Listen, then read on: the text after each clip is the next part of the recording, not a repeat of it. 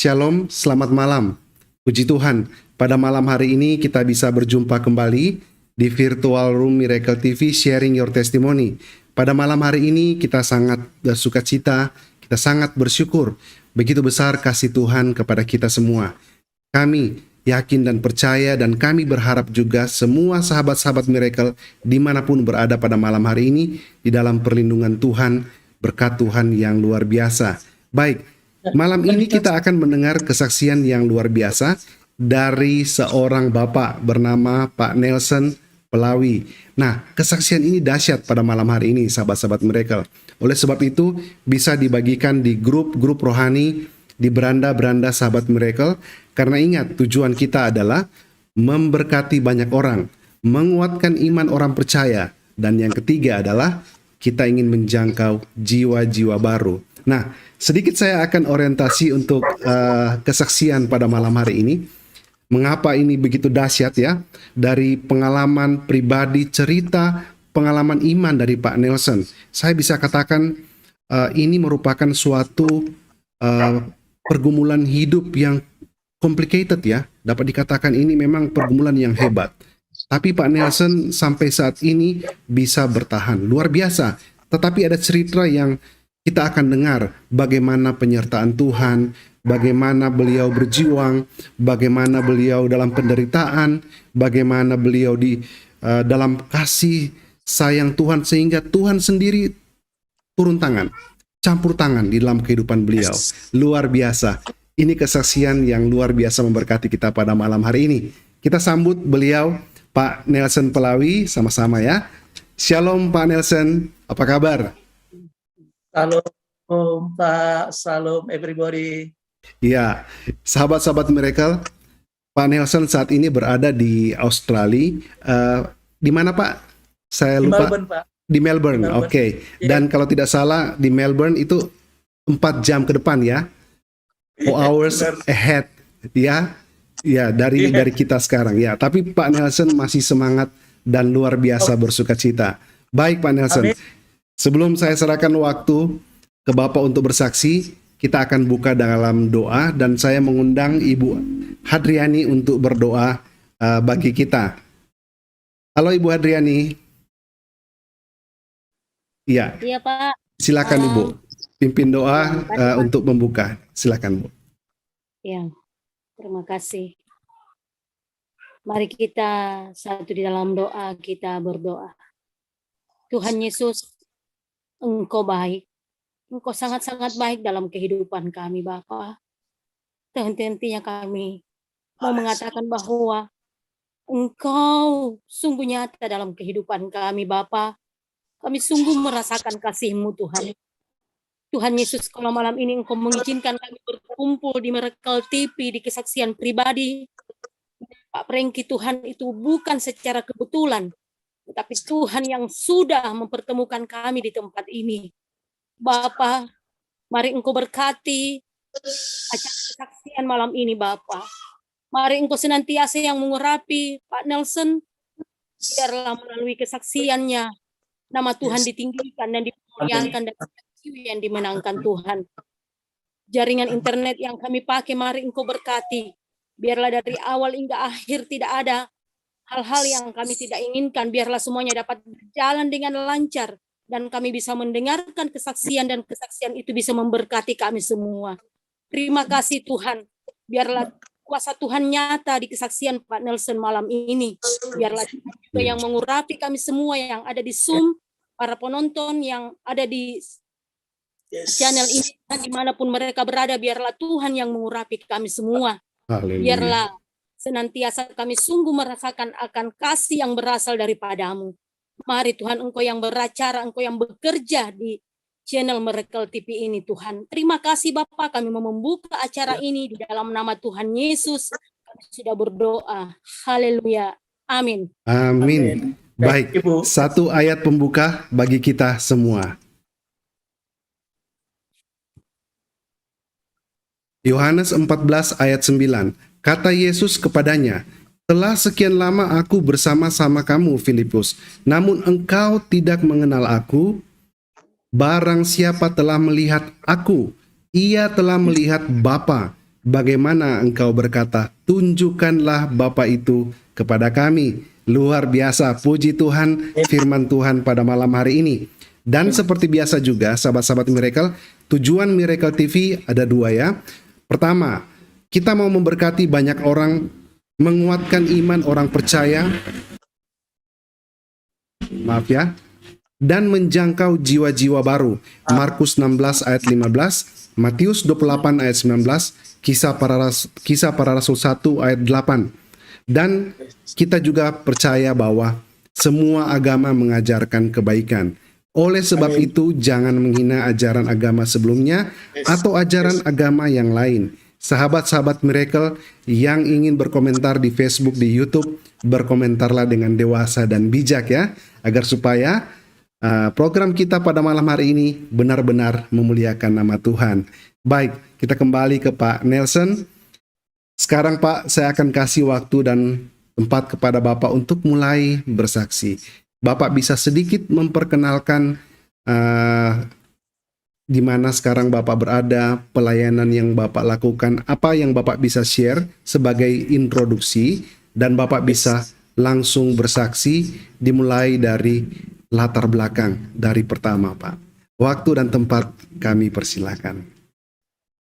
Salam Bapak Ibu semua.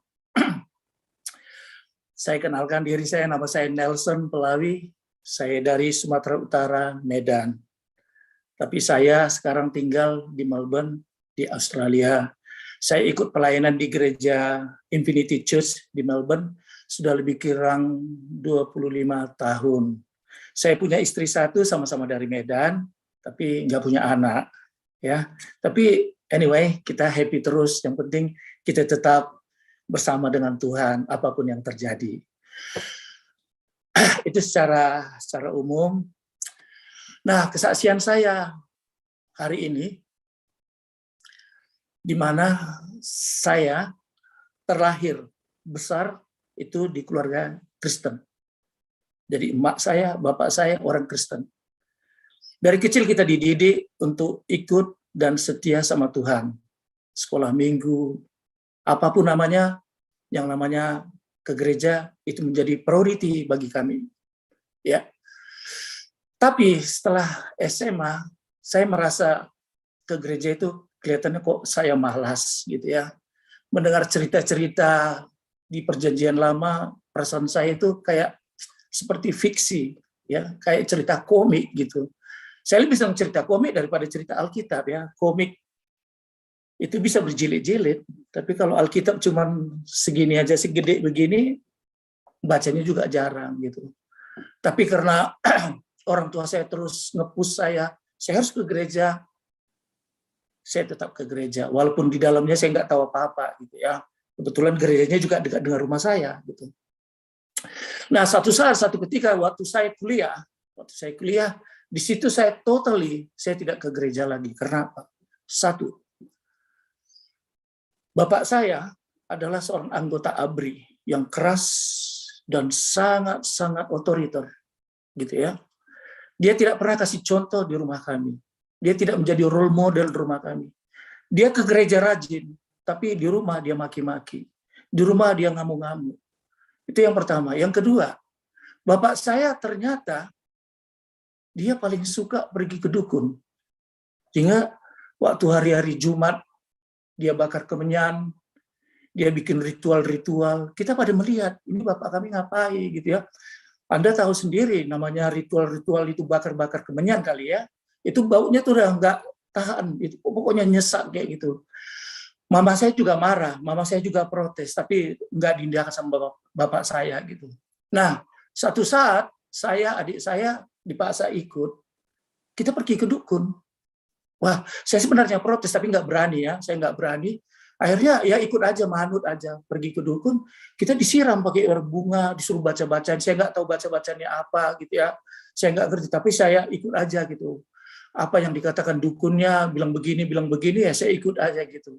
Nah, setelah itu saya duduk, adik saya juga duduk, udah selesai ritual berikutnya, itu dukunnya ngomong pakai bahasa apa ya istilahnya, kayak bahasa roh gitu ya, bahasa yang nggak mengerti gitu. Terus abis dia ngomong begitu, dia bilang, sama bapak saya. Oh, bapak saya nanti diangkat jadi ini, diangkat begini. Orang yang benci sama bapak kamu itu akan nanti pada takut. Poinnya dengan berdukun itu, bapak saya merasa harga dirinya diangkat, harga dirinya semakin tinggi. Makanya bapak saya percaya akan dukun itu.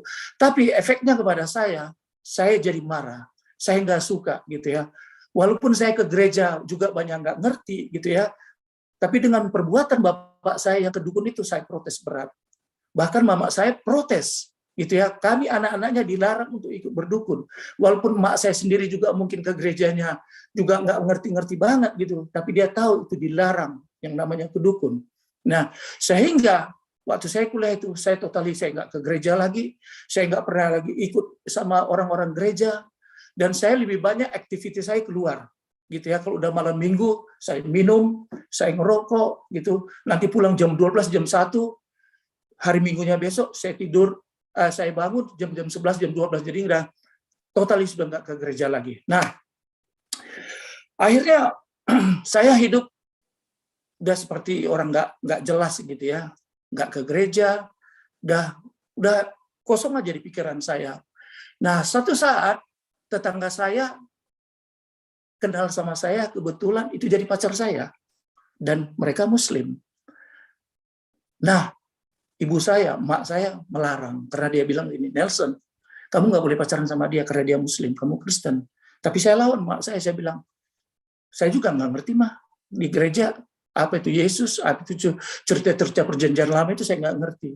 Saya bilang, jadi itu apa bedanya? Terus bapak juga kedukun. Aku bilang, akhirnya mama saya diam. Akhirnya saya terus melanjutkan hubungan saya dengan tetangga saya yang Islam tadi. Dia keturunan Jawa, bapaknya orang Jepang, tapi mereka Muslim. Nah, selesai tamat saya kuliah, calon mertua saya bertanya, Sen, habis ini kamu mau kemana?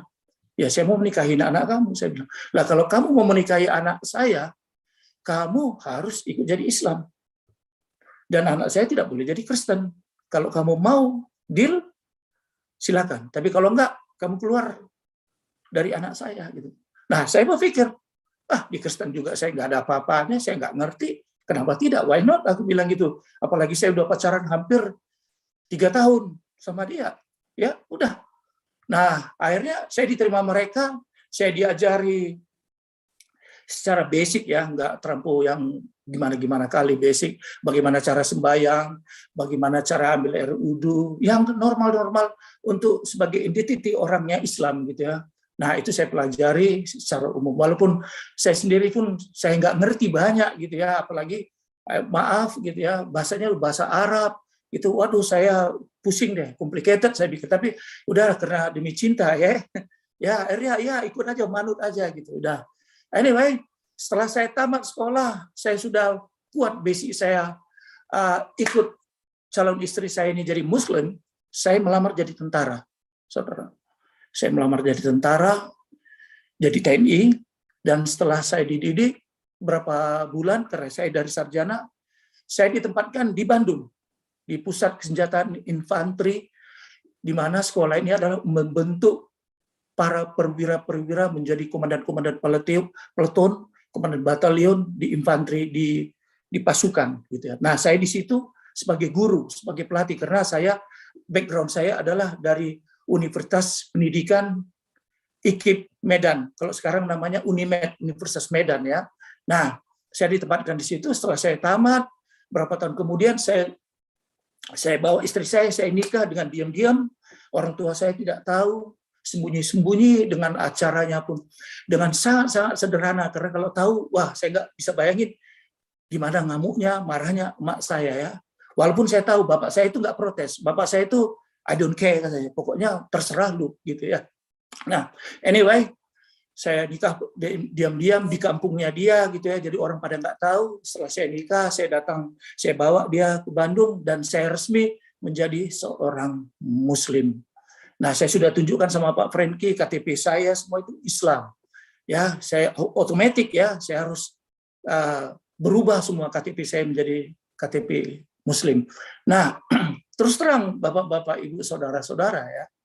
Di Muslim sendiri pun saya sebenarnya nggak terlampau serius ya. nggak terlalu sungguh-sungguh. Orang di Kristen aja yang pakai bahasa Indonesia, ya saya nggak serius. Apalagi ini bahasa Arab, ada wah complicated. Saya lihat istri saya memang rajin sembahyang terus setiap malam dia baca Al-Quran gitu ya. Saya melihat aja gitu, Nah, awal-awal start saya jadi Muslim itu saya nggak ke masjid, saya nggak pernah sembahyang. Tapi pada saat mama mertua saya datang ke Bandung, itu saya takut, saya respect ya. Istri saya bilang, Sen, kamu harus sembahyang nih, kamu harus sembahyang, kamu harus begitu ada suara azan maghrib, kamu harus persiapan gitu. Wah, sebetulnya saya malas gitu, tapi karena saya harus respect sama mertua saya, ya saya pura-pura saya lupa bagaimana cuci tangan ini, saya lupa, maaf saudara, bukan saya menghina ya, I'm sorry. Jadi saya lupa, waduh gimana, udah pokoknya muka saya udah basah-basah, saya pakai sarung, saya masuk kamar, ya istri saya pun ikut, yang sembahyang cuma istri saya duduk diam aja begitu ya. Nah, berikutnya istri saya tanya, Sen, gak enak dong mama di sini, kamu harus istilahnya harus juga ke masjid. Harus tunjukkan dong kamu di depan tetangga bahwa kamu udah jadi orang Muslim. Saya juga nggak enak ya.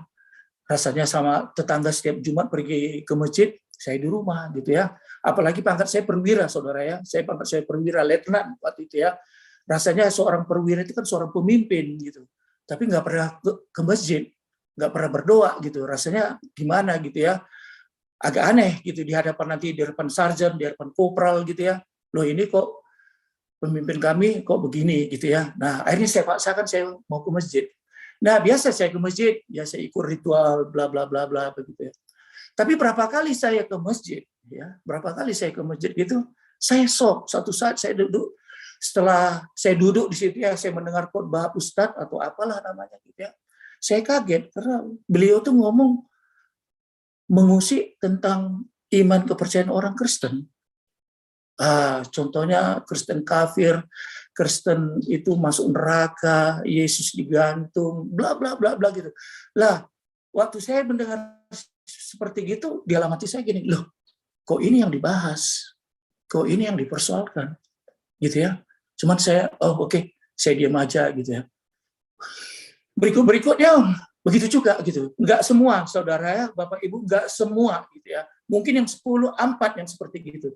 Tapi isunya bagi saya, kenapa di masjid, ya, di rumah ibadah yang suci, yang kudus, katanya, tapi kok agama seberang disinggung-singgung. Saya pernah jadi orang Kristen, nggak pernah pendeta sekalipun ngomong tentang agama seberang. Agama Hindu, agama Buddha, agama ateis sekalipun nggak pernah pendeta pernah mengobrak-abrik. Yang dibahas cuma Injil, yang dibahas cuma Alkitab. Hanya itu. Loh kok ini kok seperti ini? Saya agak marah ya. Udah berapa kali saya dengar itu, saya udah mulai marah gitu ya. Saya mulai marah. Saya pikir apa-apaan itu. Saya sudah mulai unhappy, nggak senang gitu ya. Nah, biasanya kalau pulang dari masjid itu kita keluar dari pintu. Itu di depan pintu kiri kanan itu ada berdiri orang gitu. Dia kasih kertas kecil-kecil seperti gini ya, seperti gitu ya. Kayak artikel ya, mirip artikel gitu. Nah, saya taruh aja di kantong saya. Nah, sampai di rumah saya baca gitu. Itu mengkafirin orang Kristen lagi. Ini apaan lagi? Saya lihat seperti ini kan. Saya semakin jengkel. Nah, kebetulan adiknya saya itu di Bandung itu kuliah di Bandung, tinggal di rumah saya. Ya, jadi dia setiap weekend dia datang ke rumah saya gitu ya. Saya tanya sama dia, hey, saya bilang namanya Chris, saya bilang, dapat ini loh, dia bilang, ini apa sih ini? Oh, dia bilang, Bang, aku akan tunjukkan lagi begitu banyak penghinaan-penghinaan tentang Kristen, penghinaan-penghinaan iman kita katanya.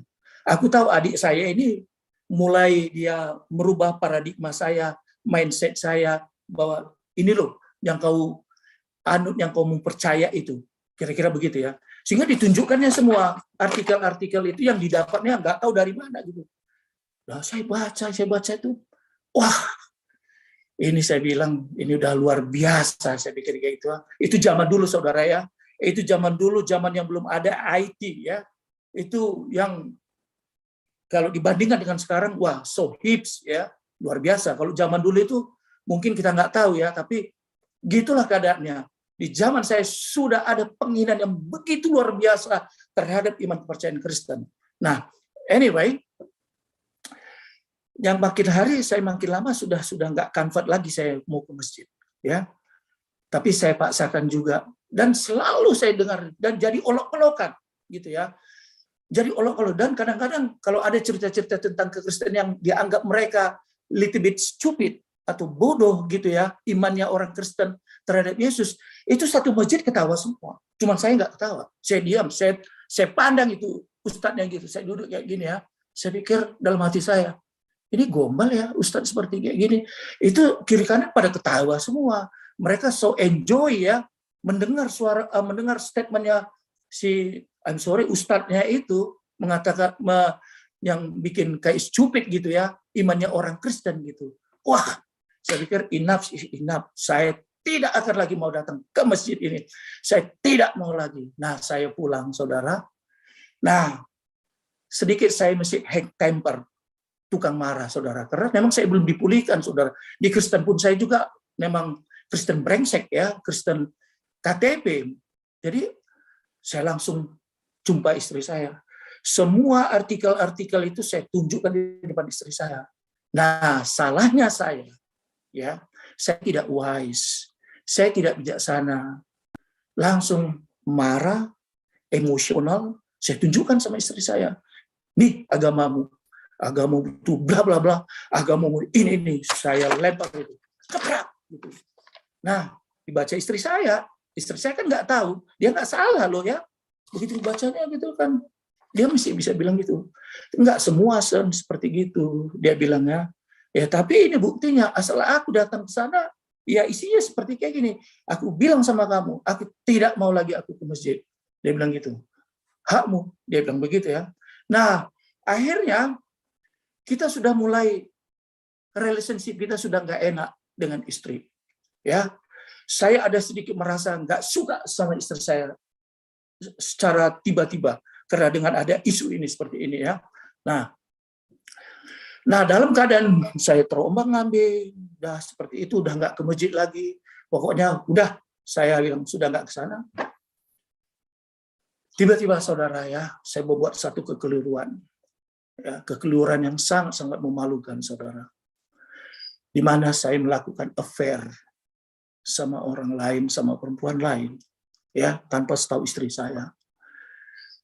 Saya setiap Sabtu ngebohong istri saya katakan saya mau ke Jakarta ke tempat tante saya, kebetulan tante saya ada di Jakarta, ya. Istri saya percaya. Padahal saya nggak ke rumah tante saya ketemu sama dia di hotel kek, di mana kek. Dan itu sebulan sekali saya lakukan, dan saya sangat enjoy menikmati dosa ini. Tapi apapun namanya dosa, Tuhan buka, Tuhan bongkar, akhirnya ketahuan. Nah, Anda bisa tahu ketahuan kan? Ketahuan, istri saya pasti protes, istri saya marah, gitu ya. Akhirnya terjadilah percecokan yang besar. Sudah saling maki-memaki, sudah saling ngamuan. Apalagi kami sama-sama dari Medan ya. Udah nggak kontrol lagi emosi. Dia maki, saya balas maki. Dia lempar ini, udah macam perang dunia kedua, saudara. Ya. Nah, tapi saya nggak sadar. Saya lanjut terus perbuatan ini. Pokoknya tipu saya mainkan gitu ya. Bagaimana saya bisa tipu istri saya bisa bertemu dengan perempuan itu tadi. Memang sudah rusak ya, mental sudah rusak, sudah fokus saya itu ke sana terus. Nah, rupanya satu saat, saudara, istri saya itu sudah dia malu, tetangga pun sudah tahu ya bahwa saya bikin affair sama orang, dan dia pun tahu itu perempuannya, gitu ya. Dia labrak itu perempuan, saudara. Dia labrak perempuan, dia maki-maki gitu ya. Dia maki-maki, perempuannya telepon saya. Wah, dia protes karena dimaki-maki sama istri saya. Nah, saya meluap, saudara, marah saya. Wah, saya masuk ke rumah saudara. Anak saya sudah 2, ya, saudara. Perempuan, yang satu namanya Miranda, yang satu namanya Michiko. Begitu saya temu sama istri saya tanya, kenapa kamu gini-gini? Wah, istri saya langsung terus melakukan action, mau cakar saya gitu ya. Tapi dengan cepat saya tempelin, ceprak gitu. Dia melawan lagi, saya sikat lagi, saudara. Sebelum dia berbuat tindak apa-apa lagi, saya cekek lagi, saudara. Saya cekek sampai hampir kayak mau mati, saudara. Ya, maklum saya tentara, saudara. Saya dilatih di infanteri.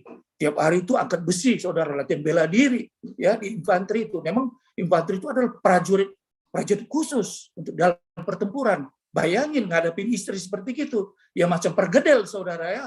Saya tendang lagi, saya ludah lagi. Itu istri saya itu terkapar, saudara. Cepret gitu. Saya maki-maki, saya bilang sama emakmu, pulang kamu ke Medan, cerai kita. Aku tidak takut sama kamu. Semua kata-kata curse, kata-kata maki, saya alamatkan sama istri saya. Setelah itu, saudara, saya normal. Saya biasa kerja gitu ya. Biasa kerja gitu. Tapi saudara, waktu saya sedang bekerja, waktu saya sedang duduk, tiba-tiba ada di pikiran saya. Kenapa hidup saya seperti ini ya? Kok miserable? Kok kacau ya? Kok rasanya kok nggak ada rasa lagi damai sejahtera di hati aku? Kok sampai aku lakukan yang buruk ini sama istriku? Itu dalam pikiranku ya. Nah, saya diam seperti gini. Seperti ada perasaan nyesal gitu ya. Ada perasaan nyesal, tapi udah saya hilangkan aja dari pikiran saya kerja biasa. Tapi pikiran itu selalu datang. Saya nggak ngerti, selalu datang. Kalau saya lagi break, istirahat, pikiran itu datang di kepala saya itu ya. Kepala saya itu mengingatkan, saya mencekik istri saya, nempeleng, meludah segala macam gitu. Dan saya berbuat affair itu, ada terus kayak gini. Tiba-tiba saya tanpa sadar gitu ya, saya bilang gini, aduh, saya bilang kayak gitu. Kok gini hidup saya bilang kayak gitu ya. Tiba-tiba ada suara dalam hati, ya, dalam hati yang sangat keras, dalam hati ya, saudara. Nelson, bertobat kamu. Saya kaget dalam keadaan saya seperti itu, saya kaget. Siapa gitu ya? Saya langsung bergegas, saya berdiri, saya balik lagi ke kantor saya kerja biasa lagi. Tapi suara itu di dalam itu menghantui pikiran saya, itu siapa ya? Kok mengingatkan saya bertobat gitu ya? Cuman sekali gitu. Nah, udah, saya pulang, besok pagi kerja lagi gitu ya, biasa lagi lah gitu ya. Nah, saya nggak tahu berapa hari kemudian mulai lagi berpikir seperti itu, saudara. Mulai berpikir itu, kebetulan saya itu ada gedung gede, ada pohonnya kiri kanan, saya duduk di situ. Setelah break saya duduk di situ, saya renungkan lagi, kok capek ya hidup saya seperti kayak gini, apa untungnya ya, apa-apanya, saya bilang seperti itu ya. Suara itu yang kedua kali muncul, saudara. Suara itu mengatakan lagi, Nelson, bertobat kamu. Waktu dibilang Nelson bertobat kamu, saya kaget lagi ya. Saya kelihatan takut. Saya jadi seperti gentar. Aduh, ada apa aku ya? Kok kayak gini ya? Itu terus saya balik lagi ke kantor. Ada perasaan takut, ada perasaan gentar, ada perasaan seperti ada yang mengawasi saya. Ada yang watching saya gitu ya. Kok bisa tahu itu suara itu ya gitu ya? Kok bisa tahu gitu ya? Nah, waktu saya pikir seperti itu, sepertinya saya ini disuruh gini loh. Tuh, kamu itu sangat kejam, kamu itu sangat sadis, kamu itu sangat mengerikan, kamu itu kejahatan, kamu itu luar biasa. Tanpa disadari, saudara ya. Waktu saya seperti itu, saya terdiam. Saya baru pertama kali, saudara, saya bilang, Tuhan, aku harus ngapain? Aku bilang begitu ya. Tapi aku nggak tahu Tuhan yang mana. Aku hanya gini, oh Tuhan, aku harus ngapain? Sambil aku apa yang ditahan aku gitu ya, saudara. Apa itu Tuhan gini ya? Aku bilang kayak gini ya. Terus aku pulang ke kantor gitu ya, dari perjalanan ke kantor ke rumah ke asrama aku merenungkan gitu. Ya, sambil aku bilang 2 kali aku disuruh bertobat. Begitu aku sampai rumah, aku lihat istriku, saudara, lagi dia tidur. Aku mandi, kami udah berpisah ranjang, saudara. Maaf, kami sudah berpisah. Ya, sudah nggak ada lagi communicate. Hanya dia sediakan makan, hanya gitu aja. Itu yang membuat saya akhirnya hidup ini jadi seperti neraka, saudara. Nah, setelah saya mandi, saya apa gitu, istri saya bangun. Saya nggak tahu, saudara, ada satu kekuatan yang mendrive saya. Tiba-tiba saya panggil istri saya bilang, Tati, sorry, istri saya nama Tati, sorry, saya sebut namanya. Saya bilang, saya minta maaf ya atas kesalahan saya. Saya sudah berbuat segala macam buruk, segala macam. Saya bertobat, saya tidak lagi mau bikin affair sama dia. Saya berjanji, saya bilang. Nah, istri saya mendengar seperti itu, dia langsung nangis. Dia langsung peluk saya, dia bilang, thank you Nelson, aku menunggu seperti ini, kamu sudah siksa saya dengan luar biasa, tapi begitu kamu katakan seperti gini, aku maafkan kamu, aku terima kamu. Saya lega saudara, saya lepas, thank you Lord, saya pikir ya, saya sudah lega, sehingga saya itu kerja normal, saya kerja itu udah nggak ada lagi beban, nggak ada lagi yang membebani saya itu persoalan-persoalan, dan saya tidak lagi pergi. Dan ditelepon pun berapa kali-kali ke kantor ya, waktu itu belum ada telepon ya saudara, telepon begini, teleponnya ke kantor, saya tidak hubungi. Jadi setiap hari saya ke kantor, saya merasa senang, dan pulang ketemu anak dan istri saya merasa bahagia.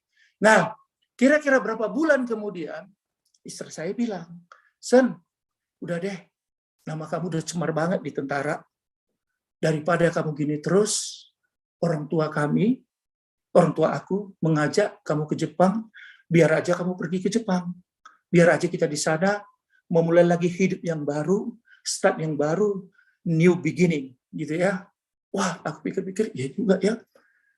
Oke deh, aku bilang. Kalau gitu, aku mau dah gitu. Nah, sehingga waktu aku setuju seperti itu, tentu aku harus siapkan semua ya. Aku belajar bahasa Jepang, aku belajar basic belajar Jepang, nanti kalau saya nanti di sana, saya udah siap seperti itu. Nah, rupanya waktu saya mengajukan surat pemberhentian saya ke militer, tidak segampang orang hari ini minta berhenti, besok dikeluarkan. Enggak, saudara. Di militer itu, dia serba tegas, keras, dan apa alasannya mau berhenti itu harus jelas sama mereka, tidak sembarangan. Apalagi perwira, saudara ya, enggak sembarangan. Ya, mau nggak mau, saya harus menunggu. Mau nggak mau, saya lihat sepertinya perasaan saya, padahal tidak ya. Kok ini TNI memperlambat, kok Markas Besar Angkatan Darat di Jakarta memperlambat proses berhenti saya. Saya pikir gitu, saya udah nunggu, nggak keluar-keluar. Akhirnya saya bilang sama istri saya bikin kekeliruan lagi saudara. Udah, yang penting surat pengajuan pengunduran diri aku udah ajukan, kita berangkat ke Jepang, kita bikin paspor, gimana nanti, jangan takut, saya akan handle, saya bilang. Nah, istri saya percaya, ya oke. Ya, kalau udah kamu katakan seperti itu, Sen, oke. Ya, padahal surat mesti diproses ya, belum keluar surat ditandatangani sama komandan untuk saya keluar jadi tentara gitu. Nah, saya katakan juga sama mertua saya. Wah, mertua saya juga, ya wah, kalau memang gitu rule-nya, Sen, ya udah kamu berangkat, siapkan tiket, siapkan semua segala macam. Saya bawa, kebetulan abang mertua saya yang dari Jepang, dia datang menjemput saya. Jadi kita itu waktu itu berangkat ke Jepang itu ada 4 keluarga. Saya dengan anak saya, terus abang ipar, terus kakak ipar berangkat menjemput saya. Karena saya sedikit belum mengerti banget ya. Dan pertama kali saya keluar negeri, saudara ya, waktu itu. Nah, saya berangkat, biasa, siapkan. Saya izin sama orang tua saya, walaupun orang tua saya kelihatan marah ya, karena saya nggak suka, saya berhenti dari militer, saya maju terus. Nah, walaupun hati saya dak-dikduk, waduh, nanti kalau surat itu belum turun, terus saya nggak dinas lagi gimana, gitu ya. Ini pasti dicari, saya tahu gitu. Tapi saya punya ekspektasi yang besar. Kalau saya udah di Jepang, nggak mungkin mereka cari, saya pikir gitu. Nah, saya bilang maju terus, saya bilang, saya berangkat, dari Medan ke Kuala Lumpur langsung Tokyo. Sampai di Tokyo, kan antri ya, queue, saya bagi belakang. Abang ipar saya, istrinya, kakek ipar saya sama istrinya, istri saya, anak lolos. Nah, baru saya, kan belakang kan pegang paspor ya, paspor, kan saya belakangan. Begitu saya ngadap sama officernya lihat, tiba-tiba dia bahasa Jepang, saya nggak ngerti ya. Abang ipar saya datang, ada apa? Kenapa ditahan ini Nelson? Pokoknya Nelson tidak boleh masuk. Dia harus dipulangkan. Apa salah dia? Ini semua visa ada lengkap, izinnya dari konsulat Jepang di Medan sudah ada, stempnya semua ada. Saya bisa masuk, adik saya bisa masuk, kakak ipar saya semua bisa masuk. Kenapa Nelson nggak bisa? Pokoknya no reason. Nelson harus kembali ke Indonesia. Saya stres, saudara. Saya stres. Wah, negosiasi 2 jam. Ya, sampai-sampai dia punya family dari Nagano. Jadi di Jepang itu mereka tinggal di Nagano. Nagano itu adalah satu tempat skiing untuk ski, ya, tempat salju. Mereka datang untuk membantu saya dan panggil lawyer. Apa sebabnya kok saya ditahan? Tapi no clue. Pokoknya alasan mereka kayak seperti anak-anak SD gitu. Pokoknya no, itu aja. No reason. Akhirnya udah deh, kita ngalah, biarkan aja saya di situ, saya ditaruh di sel, saudara. Di Tokyo itu saya ditaruh di sel. Aduh Tuhan, gila, untung masih ada tempat tidur ya, saudara. Nah, besok pagi, mereka langsung berangkat ke Nagano sekitar 2-3 jam dari Tokyo. Saya tetap ditahan di Tokyo. Besok pagi saya ditransfer ke pesawat yang sama, Malaysia Airlines, sampai di Kuala Lumpur, saudara, sore ya, karena perjalanan 8 jam. Di Kuala Lumpur saya dikunci lagi, saudara, gila nggak? Dikunci lagi, waduh, men, di Kuala Lumpur penjaranya kacau, di Jepang masih bagus ya. Di Kuala Lumpur, waduh, gawat deh. Pokoknya macam penjara di Alcatraz sana gitu ya. Nah, besok pagi jam 10 saya ditransfer lagi naik pesawat, dikembalikan di Medan. Sampai di Medan, saudara, saya ditangkap MP, militer police. Kenapa? Saya hampir udah 1,5 bulan saya tidak hadir. Salah saya ya. Itu udah pasti karena saya break the law, break the rule, the army rule ya. Jadi saya harus ditangkap. Habis ditangkap saya diperiksa 5 jam, saudara ya. Wah, segala macam bla bla bla. Akhirnya saya dikembalikan ke Bandung untuk pemeriksaan. Ke Bogor. Saya dipindahkan ke Bogor, saudara ya. Saya dipindahkan ke Bogor. Saya berjanji saya tidak akan lari lagi. Saya tanda tangan. Saya sampai di Bogor. Sampai di Bogor, saya diobrak-abrik lagi, saudara ya. Saya dipermalukan sama prajurit-prajurit. Ini contoh perwira yang tidak bertanggung jawab, perwira yang nggak jadi contoh, pokoknya bla bla bla gitu. Anyway, saya dimasukkan ke sel lagi, saudara. Wih, waktu saya dimasukkan ke sel itu, saya sadar, saudara ya, Tuhan, kenapa saya begini, Tuhan? Saya nggak berangkat ke Jepang, saya ditangkap di Jepang, saya dikembalikan. Ini kenapa, Tuhan? Di situ saya mulai, saudara, saya mulai mengingat-ingat, betapa banyaknya dosaku, betapa banyaknya kelemahanku, betapa banyaknya sudah kekeliruan yang aku lakukan. Nah, besok paginya saya ditransfer ke sel berikutnya. Jadi sel yang kemarin itu agak rough gitu ya, nggak ada tempat tidur. Tapi sel berikutnya saya ditaruh ada tempat tidurnya, ada mejanya, ada kursinya gitu ya. Tapi setiap hari saya harus laporan ke pos jaga. Apel malam saya harus laporan ya. Pokoknya saya itu seperti apalah gitu ya, dimonitor begitu sangat-sangat keras gitu ya. Jadi selama saya ditaruh di situ, setelah 3 bulan saya ngadap bahwa saya boleh menerima tamu. Ya, saudara-saudara saya bertanya, kenapa kamu sen bla bla bla bla gitu ya. Dan saya tetap berhubungan dengan istri saya di Jepang. Nah, kamu salah, Sen. Kenapa kamu bohongi kami? I'm sorry, aku bilang. Karena aku sudah desperate banget mau berangkat ke Jepang. Karena aku udah tahu, waduh, aku udah melakukan perbuatan yang malu-malu sekali. Jadi aku bila perlu lebih cepat menghindar gitu ya. Tapi ternyata aku salah yang aku lakukan ini. Aku tidak follow the rule gitu ya. Aku lawan rule-nya, akhirnya aku mengalami konsekuensi ini. Tapi nggak apa-apalah. Biarlah aku dipenjara seperti ini, dibikin seperti gini. Nanti aku mengurus baik-baik lagi ini surat-surat, habis itu nanti aku jadi orang sipil dan aku tidak akan ditangkap-tangkap lagi. Istri saya bilang, oke, lanjutkan. Nah, di hari di mes saya itu, katakan mes lah ya, biar enak gitu. Adik saya ngasih Bible di kamar saya. Maksudnya biar saya suruh baca gitu.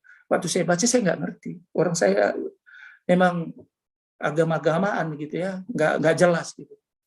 Nah, saya sih undang teman saya yang dari Jakarta kalau datang, menguatkan saya, gitu ya. Nah, jadi hari lepas hari itu saya merenungkan aja. Kemana-mana pun saya nggak bisa, saudara. Paling saya makan, masuk mes, itu aja kerja saya. Paling olahraga saya di komplek pos jaga itu ya, karena saya dimonitor, gitu. Nah, kira-kira berapa bulan kemudian tiba-tiba telepon istri saya, saudara. Telepon istri saya nangis. Nelson, kamu kurang ajar, kamu memang orang yang benar-benar pengkhianat. Ya, apa salah aku? Aku bilang gitu ya. Dari teleponnya dari pos jaga, saudara. Aku dengar mama ngamuk sama aku karena kamu jadi orang Kristen. Loh, aku kaget. Orang Kristen? Aku nggak ke gereja, aku nggak kemana-mana. Terus kalau aku dibilang Kristen, orang di KTP aku masih Islam. Aku bilang, dan aku selama ditahan di situ, aku juga nggak ke gereja. Terus ini isu dari mana? Aku bilang ini. Oh pokoknya emak ngamuk sama aku. Dia ngamuk-ngamuk, istri saya sambil nangis gitu ya.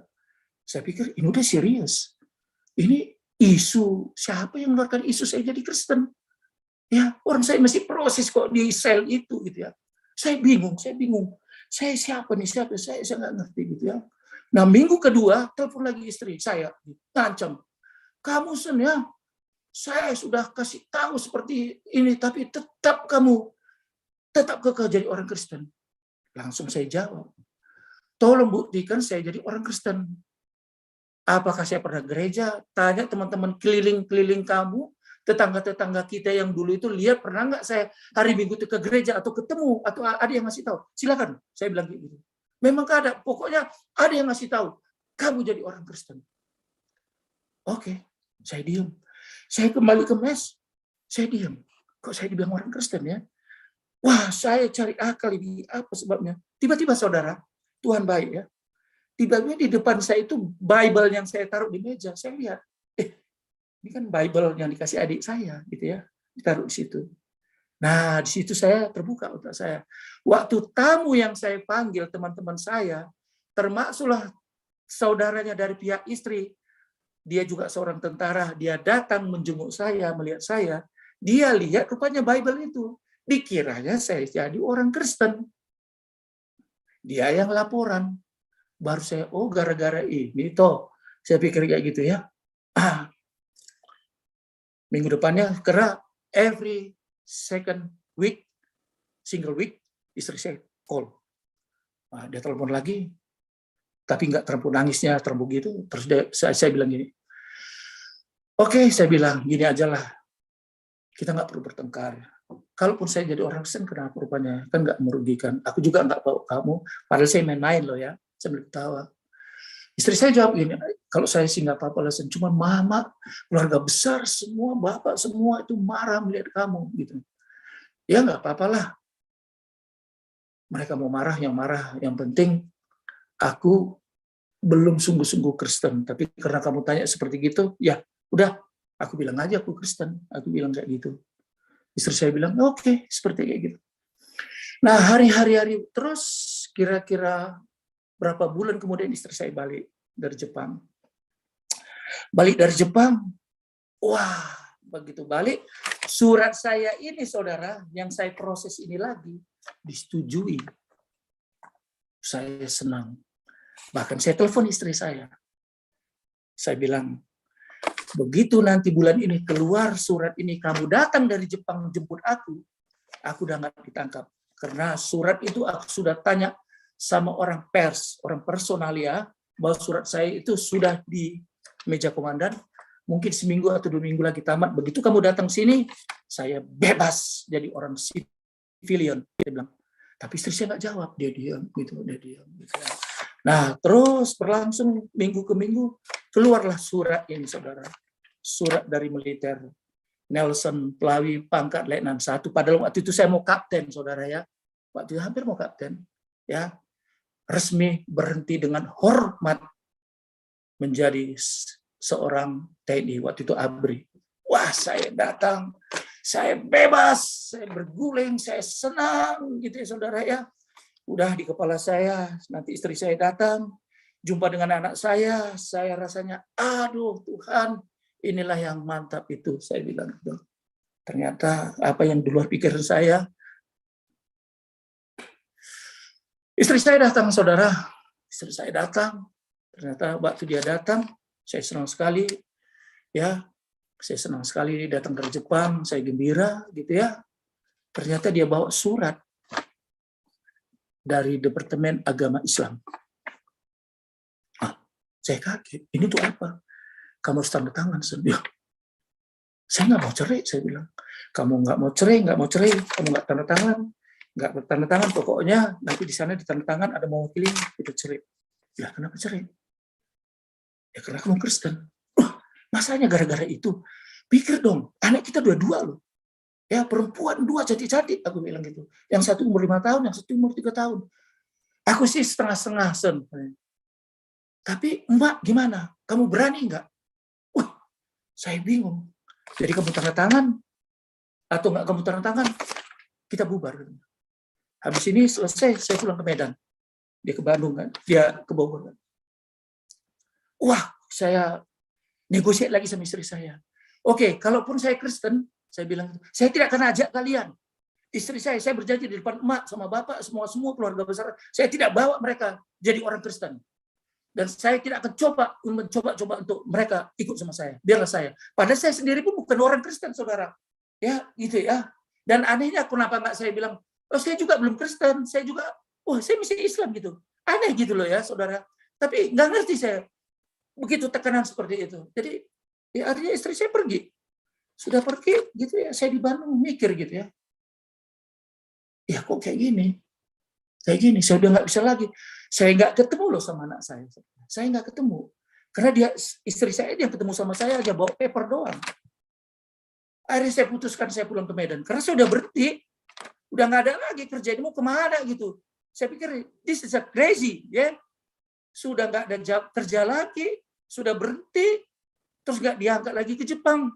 Waktu itu saya mesti bilang, betapa sialnya ini Nelson ini ya. Waduh. Ini benar-benar gue ini hancur ini ya. Tapi udah, saya mau negosiasi lagi. Saya pulang ke Medan.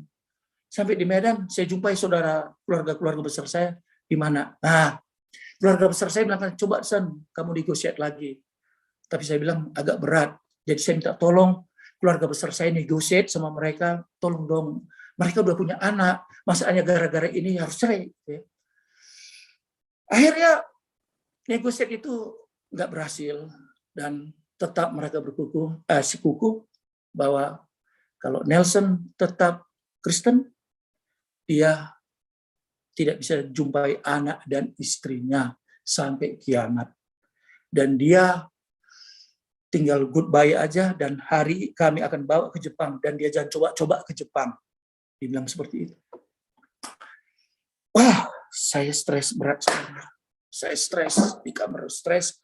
Emak saya stres, ayah saya stres, semua stres gara-gara saya. Semua jadi going crazy. Ya, gara-gara saya seperti ini. Dan saya bingung, Tuhan, saya belum ke gereja, saya belum berdoa aja, saya nggak ngerti baca Alkitab, saya kok nggak ngerti, tapi kok saya kekeh. Saya Kristen. Tapi, aduh.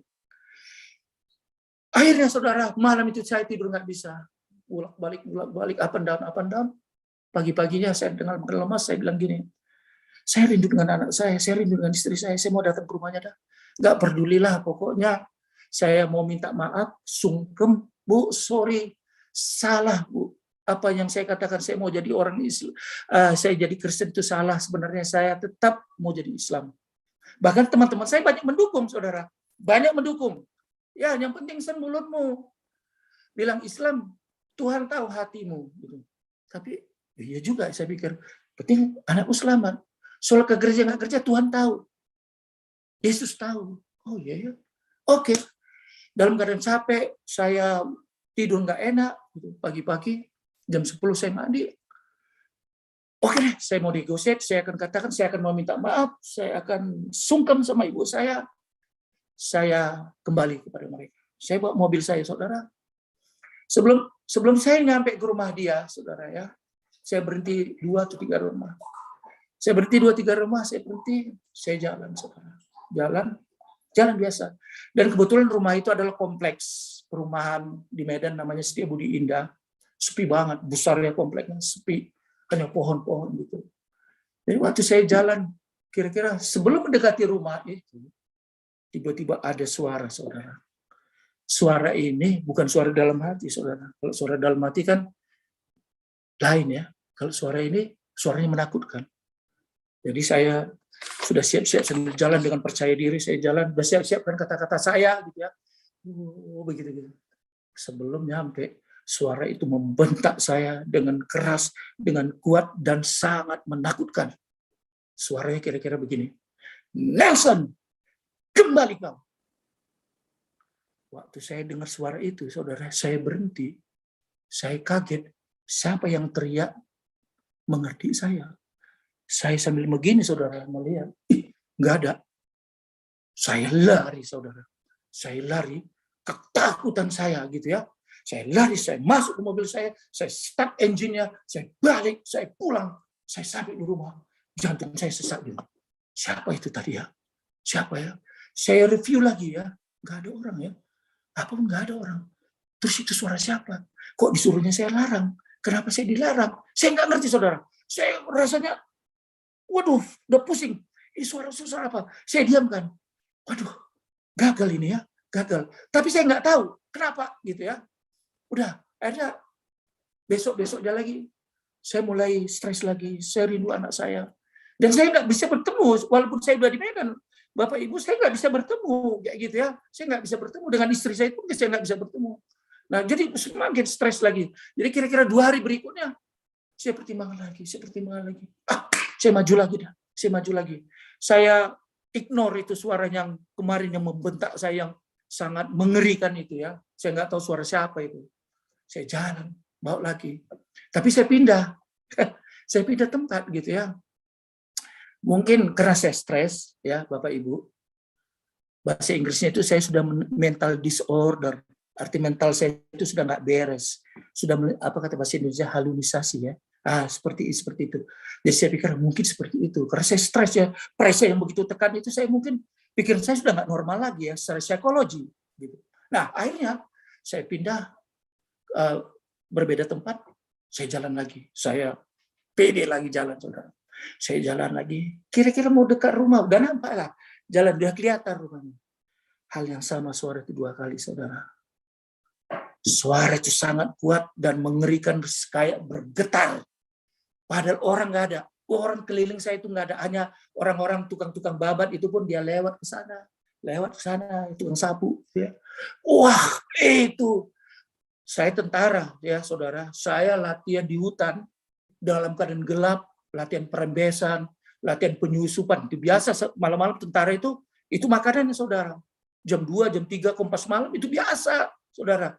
Tapi dengar suara ini saya lari, saudara. Lari yang kedua kali, saudara. Waktu di tentara saya nggak takut, jam 3 pagi. Saya kompas malam sendiri, wah nggak takut. Walaupun senjata yang saya bawa itu nggak ada pelurunya. Tapi saya rasanya berani gitu. Tapi ini saya lari lagi. Saya pikir lagi. Ini gila, saya pikir, this is crazy. Ini kok suara ini apa lagi? Tapi saya nggak mau kasih tahu sama saudara saya. Saya pikirkan lagi. Terus saya pikir gini, inilah mungkin ya, karena saya sudah under pressure. Mungkin ini psikologi bilang, katakan ini saya sudah sakit mental, ini saya perlu dibawa ke dokter untuk psikologi gitu ya. Karena sudah mulai dengar suara aneh-aneh, pikirnya aneh-aneh, seperti gitu ya. Saya pikir, waduh saya ke dokter dah ini kok seperti kayak gini gitu ya. Nah, terus berjalan, saya mulai lupa gitu ya. Saya masih di Medan. Teringat lagi dengan anak istri saya. Saya nangis lagi, saudara. Teringat anak saya lagi. Saya bilang kan, aduh. Terakhir saya mau ke sana. Yang ketiga kali, saudara. Saya berangkat. Saya berhenti. Begitu saya berhenti, saya nggak keluar, saudara. Saya lihat keliling, saudara. Keliling. Suara yang kemarin itu dari mana datangnya saya nggak tahu. Pokoknya suara itu mengerikan, itu entah dari mana. Saya berpikir mungkin yang ini enggak gitu ya. Karena saya nggak keluar, saya masih melihat sekitar saya itu sekeliling seperti itu. Tarik nafas istilahnya. Karena kejadian yang sangat mengerikan suaranya itu, saya pikir ulang. Setelah berapa menit saya nggak tahu. Saya buka pintu mobil saya jalan pelan. Dan saya masih gini-gini, saudara, ngeliat ke belakang. Entah mungkin ada orang sembunyi ngomong, atau entah mungkin dari keluarga bapak saya ngomong, menakut-nakuti saya, atau apa. Lancar jalannya, saudara. Lancar banget. Nggak ada. Bahkan saya gini dong, nggak ada suaranya ya. Saya pikir gini. Step, tiba-tiba ada suara, saudara. Suara yang tadi 2 kali mengerikan, saudara ya. Tapi suara yang 3 ini, saudara. Nelson, ya, kamu kembali. Apakah engkau mengasihiku? Suara itu so gentle, so soft, tidak keras dibandingkan dengan suara yang pertama, yang kedua, saudara. Suatu saya dengar suara itu, saya nggak lari, saudara. Saya diam. Suara itu saya dengar begitu luar biasa di dalam kehidupan saya. Ya. Kok saya disuruh, Nelson, kamu kembali. Dan yang bikin saya menangis, saudara, suara itu mengatakan gini, Nelson, apakah engkau nggak mengasihi saya? Suara itu seperti suara melas, suara itu seperti memohon, suara itu seperti Nelson, seperti itu. Ya, saya lihat suara itu seperti kayak dia menyuruh saya, seperti itu ya. Saya menangis, saudara. Saya menangis, tapi saya nggak tahu. Hanya saya bilang, kok gini Tuhan? Saya bilang, saya balik, saudara. Saya balik ke mobil, saya menangis. Saya menangis di mobil, saya diam. Suara apa itu suara Tuhan? Tapi kok suaranya berbeda. Saya bilang, saya nggak start mobil, saya nggak izin, saya diam. Saya bilang, pulang saya Tuhan. Saya pulang, saudara. Saya pulang. Saya menangis hancur-hancuran di rumah, tapi saya nggak tahu siapa yang ngomong itu. Tuhan atau siapa? Saya nggak ngerti, saudara. Saya nggak tahu itu suara siapa. Akhirnya saya diam, saudara. Saya diam. Saya bilang gini, berarti sudah 3 kali saya dilarang untuk seperti ini. Poinnya, saya tidak boleh ke sana. Tapi saya nggak ngerti siapa dia. Kok saya begitu concern melarang saya untuk tidak sungkem sama ibu mertua saya untuk mengaku saya kembali lagi Islam. Akhirnya setelah berapa hari, saudara, saya balik lagi. Saya balik lagi ke Bandung. Saya balik lagi. Saya merenungkan lagi. Siapa? Saya tidak bertanya. Saya akhirnya berdiam diri. Akhirnya mulai stres. Saya udah teringat separuh di badan saya itu teringat. Keluarga saya, istri saya teringat. Bahkan mama saya sering telepon. Nelson, kami aja sekarang yang dekat di Medan sama-sama juga nggak boleh pergi melihat anakmu, lihat istrimu. Kayaknya sudah diblok. Itu makin stres saya, saudara. Saya makin stres, makin nggak kuat. Saya bilang, Tuhan, kok kayak gini, Tuhan? Saya bilang, kok jadi ceritanya kok jadi bad gitu ya, kok jadi sial gitu ya. Padahal saya belum Kristen, saya belum bisa dibuktikan secara frugal saya itu Kristen gitu ya. Tapi kok bisa begini, saya bilang. Dalam saya seperti itu, saya nggak mau protes Tuhan juga, saya nggak tahu Tuhan. Terus apa mau saya hanya ngomong saya seperti komplain seperti gitu ya. Nah, akhirnya saya pikir Tuhan, dalam hati saya bilang nggak kerja, saya mau kemana? Saya bilang gitu ya, saudara ya, saya mau kemana? Ini saya bilang. Akhirnya, saudara, saya sering masuk rumah sakit. Saya sering sakit, saudara. Saya sering sakit. Saya sering dibawa adik saya ke dokter. Dokter bilang, Nelson, kamu stres, katanya. Aku bilang, iya, gara-gara apa? Aku ceritakan sedikit ya, kebetulan dokternya orang Kristen. Dia bilang, I feel sorry for that one. Dia bilang gitu ya, ya banyak berdoa. Katanya. Padahal aku sendiri pun berdoa nggak tahu doanya gimana gitu ya. Nah, saya nggak tahu hari apa. Ya, biasanya saya, saudara, dalam kondisi seperti itu, saya bangun late. Jam 11, jam 12, karena saya stres. Saya breakfast, habis breakfast duduk lagi. Saya termenung lagi. Menangisi nasib saya yang nggak jelas ini, saudara ya. Benar-benar hancur, kacau gitu ya. Bahkan saya kalau mau telepon sama istri saya coba juga nggak bisa lagi. Pokoknya totally sudah finish hidup saya, saudara. Nah, pagi-pagi, saudara, disinilah yang dibukakan Tuhan, bahwa Tuhan itu luar biasa. Disitulah saya percaya Tuhan memang ada, saudara. Kalau tadi saudara, yang ketiga itu suara itu begitu lembut ngasih tahu saya ya. Pagi-pagi jam 9 saya bangun dan saya heran. Biasa saya bangun jam 11. Habis jam 11 pun saya cuci muka, sikat gigi, saya sarapan, breakfast, makan-makan gitu, saya duduk baca-baca koran, nonton TV, terus masuk kamar lagi, merenung lagi. Itu aja kerja saya. Udah nggak tahu, masa depan sudah habis, masa depan sudah selesai, udah nggak ada future lagi, selesai. Teman-teman saya datang, sentuh, Kenapa kamu berhenti tadi? Mendingan tadi gak usah dulu berhenti. Ini sekarang berhenti, gak ke Jepang, makin stres, saudara. Itu hidup seperti gitu, saudara. Itu bunuh diri juga mau, suicide juga mau, saudara. Teman saya datang menghibur, mereka dengan pakaian dinas, dengan pangkat kapten. Nih, lihat, kalau kamu tadi nggak pergi ke pangkat kapten, saya nangis, saudara. Saya menyesal, Tuhan, saya bilang gitu ya. Nah, begitulah kondisi saya yang begitu berat sekali, yang sangat complicated, saudara. Itulah tiba-tiba jam 10 saya mandi, ya. Mbak yang di rumah saya nanya, saya baru sadar. Bang, abang mau kemana? Saya sadar. Ya saya mau pergi. Saya lupa, sorry ya. Waktu saya mau disuruh mandi, ada suara, saudara. Nelson, kamu mandi, ya, kamu pergi ke Bandung Plaza Indah. Nelson, kamu bangun, kamu pergi ke Bandung Plaza Indah. Saya kaget dengan suara itu, sama soft lagi, nggak bentak, ya, nggak bentak. Saya bingung. Waktu saya di situ, kok saya seperti robot, ya. Kok saya mau? Saya mandi, saya pakaian. Sehingga mbak yang di rumah saya itu nanya, loh, Bang Nelson kemana kok pagi-pagi jam 10 pergi, tumben, gitu ya. Saya pun bingung. Setelah diingatkan ya seperti itu, saya baru, otak saya mulai main otak saya. Loh, saya mau kemana ya? Ke Bandung Plaza Indah, ngapain? Mau jumpa teman, mau shopping. Nggak shopping, saya udah di Bandung setelah pulang dari Medan itu lebih kurang udah sebulan, sudah worse.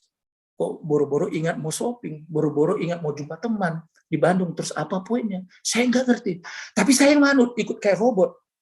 Saya naik angkot, saya duduk di belakang, saya mikir gini, ya itu suara siapa lagi? Kok saya suruh ke Bandung Plaza? Anyway, sampai saya di Bandung Plaza Indah. Sampai di Bandung Plaza Indah tuh saya keluar dari angkot, itu kan besar ya, depannya altarnya besar itu. Saya bingung, saudara. Terus ngapain ya? Saya ketawa sendiri, maaf, saudara. Saya ketawa sendiri. Ini ngapain saya di sini, gitu ya? Saya lihat seperti gitu. Tapi ada yang gerakkan hati saya, yang drive. Saya suruh maju, saya maju. Saya maju, begitu saya maju, jalan, saya lihat eskalator ya, lift, eskalator. Saya di drive untuk naik itu, saya naik itu. Waktu saya naik itu, kan saya pegangan ya. Saya mau kemana ini? Mau belanja, mau shopping? Saya pikir, saya jadi, waduh, saya mau bilang gini, jangan-jangan inilah namanya orang gila ya. Nah, orang gila nggak sadar jalan, entah di mana gitu. Saya pikir, saya cubit-cubit ini. Udah gila nggak nih saya? Ini saya pikir begitu ya. Karena saya pikir orang-orang gila yang tengah-tengah jalan itu persis seperti saya.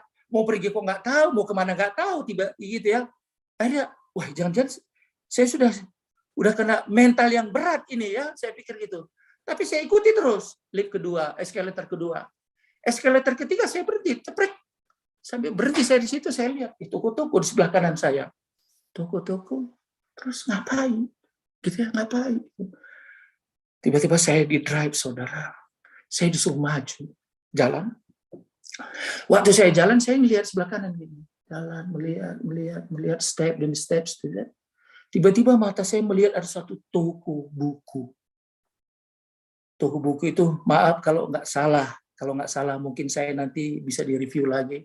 Toko buku Kristen Maranatha. Ya. Saya lihat. Pandangan saya ke kanan, saya lihat, kok saya diarahkan ke sana? Terus saya mau beli buku apa? Judulnya apa? Alkitab, saya punya Alkitab. Bahasa daerah saya punya. Bahasa Batak saya punya. Bahasa Indonesia saya punya. Terus mau disuruh beli apa? Terus kalau seri judul beli buku, judulnya apa? Isinya apa? Saya nggak ngerti. No clue. Ya, no idea. Terus, oke, saya jalan aja. Pas di depan pintu, saya ditegur sama shopkeepernya. Dia bilang, selamat pagi, Pak. Wah, pagi. Saya sampai masuk, saya tarik nafas, saudara. Kemana? Karena kanan dan kiri sudah buku ya, di rak itu ya. Buku. Saya kemana nih? Saya pikir udah gila lihat. Tapi oke, saya jalan terus. Begitu saya jalan terus, saya disuruh berhenti, saudara. Ke kanan. Saya belok ke kanan, ini kan self-set itu ya, rak-rak itu. Saya ke kanan, saya suruh berhenti. Begitu berhenti, saya lihatlah buku. Di sepanjang depan saya, ke atas, buku. Saya lihat ini. Saya sambil ngeliat-ngeliat itu, buku apa yang mau lihat? Judulnya apa? Tiba-tiba pas saya begini, depan saya itu gini ya saudara ya. Suara itu bilang, ambil itu Nelson. Saya ambil buku itu. Kita biasa kalau baca buku saudara ya, pasti kita lihat judulnya, terus kita sepintas, kita baca. Ini buku ini apa isinya secara umum. Begitu saya buku itu saya lihat sepintas secara umum. Judulnya saudara ya, judulnya Esther. Esther, penganiayaan Esther di South Korea. Gitu ya. Kayaknya di buku ini kan saya ambil. Saya bayar. Terus mereka saya bawa. Sampai di rumah mulai baca, saudara. Buku itu menguatkan saya bahwa apa yang saya lakukan itu mertua saya, bahwa saya tidak boleh menyembah, tidak boleh saya mengatakan saya kembali Islam. Ada ayatnya tertulis di sini, saudara. Kalau Pak Frankie, boleh Pak Frankie? Baik. Matius 16, Matius 16, 24. Ya. 24 ya. Silakan Pak. Silakan Baik. Pak. Kita biar audiens bisa melihat ya. Ya, di layar Pak. Yes, saya baca Pak ya. Berkata kepada murid-muridnya, setiap orang yang mau mengikut aku. Karena barang siapa akan kehilangan nyawanya. Apa kehilangan nyawanya karena aku? Ia akan memperoleh. Waktu saya baca ini saudara ya. Saya ternyata kembali ke mertuaku itu tuh kembali Islam. Ternyata inilah sekarang ku menangis saudara. Saya bilang, Tuhan ampuni aku Tuhan. Disitulah pertama kali saya percaya bahwa Engkaulah Tuhan. Bahwa Engkaulah benar Allah yang luar biasa itu. Engkau berbicara dengan baca saudara ya. Saya begitu di Esther yang dianiaya waktu pendudukan Jepang di Korea Selatan. Dia tidak mau menyembah patung yang disuruh. Bahkan waktu dia dikumpulkan si Esther ini tadi disuruh menyembah patung itu. Pendeta, apa sih susahnya kamu menyembah hanya 10 second? Aku juga pendeta ya. Tapi Esther bilang, tidak. Lihat Daniel, dia bilang. Daniel disuruh dia menyembah patung yang lebih fendo. Dia harus masuk ke perapian api. Dia tidak takut. Aku tidak mau menyembah patung yang bikinan Jepang itu. Yang kusembah itu adalah Allah yang hidup. Inilah yang membuat aku saudara. Aku dilepaskan semua beban-beban aku. Yang tadinya begitu berat. Yang begitu hancur, terjawablah semua. Satu ayat yang membuat aku dimerdekakan. Aku dipulihkan. Ternyata suara yang ngomong sama aku itu adalah suara Tuhan. Agar aku tidak kembali menjadi. Karena jalan yang lurus itu adalah Yesus. Ini yang aku dapat. Nah, 2 hari berikutnya, saya senang, saya diberkati luar biasa gitu ya. Dan saya review kembali. Aneh, saya datang ke sana, saya nggak tahu. Tiba-tiba saya dapat buku ini, tiba-tiba saya persis seperti yang saya alami dengan kondisi yang mengerikan ini. Dan terjawab, begitu saya baca itu, semua beban saya yang saya tadi stres, saya sudah tidak lagi melihat.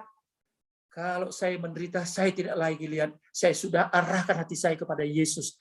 No, saya bilang, saya sudah saya sudah dilepaskan oleh kebenaran ini dan kebenaran itu memerdekakan saya. Saya tidak mau saya kembali menjadi seorang Muslim. Saya bilang seperti itu ya. Nah, yang ketiga ya, 3 hari kemudian ini saya sudah mulai pikiran mulai normal gitu ya. Dan ternyata saya normal gitu ya. Nah, yang berikutnya saudara, ini juga yang dasar yang saya dapat dikasih Tuhan saudara sama saya. Nah, biasanya waktu dalam keadaan stres saya nggak mau nonton TV. Nah ini karena saya sudah semangat, saya sudah Tuhan begitu baik gitu ya saudara. Saya nonton TV. Tapi saya bangun jam 9 atau jam 10. Saya nggak tahu. Saya ambil remote control saudara. Saya ambil remote control, saya pick aja acaranya apa. Tiba-tiba saya pick RCTI. RCTI dia bilang gini, selesai acara ini, dia bilang maksudnya yang ini gitu ya. Anda akan menonton gala film yang luar biasa ya, yang mana judulnya China Cry. Saya lihat China Cry, what was going on? China Cry, saya pikir ya. Kalau kira-kira bahasa Indonesia China yang menangis ya. Apa ini? Saya nggak ngerti. Nah, berapa menit kemudian acara yang sebelum selesai dan digantilah dengan film China Cry. Saya nonton film China Cry itu. Apa yang terjadi, saudara? Ternyata film itu saya bingung. Kenapa film itu ada di RCI? Saya tidak bohong, saudara. Saya tidak ngarang. Saya lihat film di RCT itu, China Cry, adalah salah satu film penganiayaan orang-orang Tiongkok di China.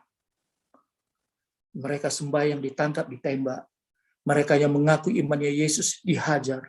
Saya nonton seperti itu. Waktu itu masih zaman, jadi Mao Zedong, seorang pemimpin komunis yang paling sadis, dia meninggal diganti oleh istrinya, istri budaya. Revolusi budaya ini, pokoknya gereja tidak ada lagi, Kristen tidak ada lagi, pokoknya siapa yang ketahuan Kristen disikat, habis dihajar. Itu yang saya tonton, saudara. Saya bingung, film ini mengerikan banget. Dan saya lihat, saudara, bagaimana iman-iman orang Tiongkok di China itu, ya saudara, begitu luar biasa. Saya lihat ya, walaupun udah dicekek, walaupun udah dipisau, udah disangkur, ya mereka tetap katakan, Yesus Tuhanku, Yesus Tuhanku gitu. Waktu saya nonton, saya merasa malu juga. Ini ngeri banget, ini orang iman mereka kok perkasa benar gitu ya. Nah, ending story-nya, saudara, perempuan hamil, ya perempuan hamil. Terakhir film story itu, saudara ya, dia ditangkap, ketahuan. Jadi banyak intelijen China mencari orang-orang Kristen. Jadi mereka searching ya, mereka searching ke kampung-kampung yang Kristen, langsung ditangkap, disiksa, dibantai, begitu. Nah, kebetulan dapatlah ibu ini tadi. Kebetulan dapat ibunya, dibawa ke sekolah, sampai di sekolah disiksa, ditendang, dipukul, dihajar, saudara ya, sama guard 2 orang. Yang mereka itu pangkatnya kapten perempuan. Wah, asal dibilang tetap Yesus, ya cuprap, asal dibilang Yesus atau keluar, Yesus disiksa bisa-bisa. Waktu saya nonton gitu, Tuhan, ini sadis banget, saya bilang gitu ya, sadis banget ini film ini kok mengerikan sekali. Nah, rupanya karena sudah hancurnya mukanya dihajar, gitu. Akhirnya dia geletak, saudara ya, dia geletak terletak di situ, dia lemas, dia pingsan seperti ini. Akhirnya kaptennya bilang kayak gini, oke, saya kasih kesempatan sama kamu terakhir, Yesus atau out dari Yesus, kira-kira begitu ya. Nah, aku kasih waktu, habis ini aku akan balik lagi. God dengan si kapten keluar, nah dia udah nggak berdaya. Dalam nggak berdaya, dia sadar bahwa hidup dia bentar lagi mati, gitu ya.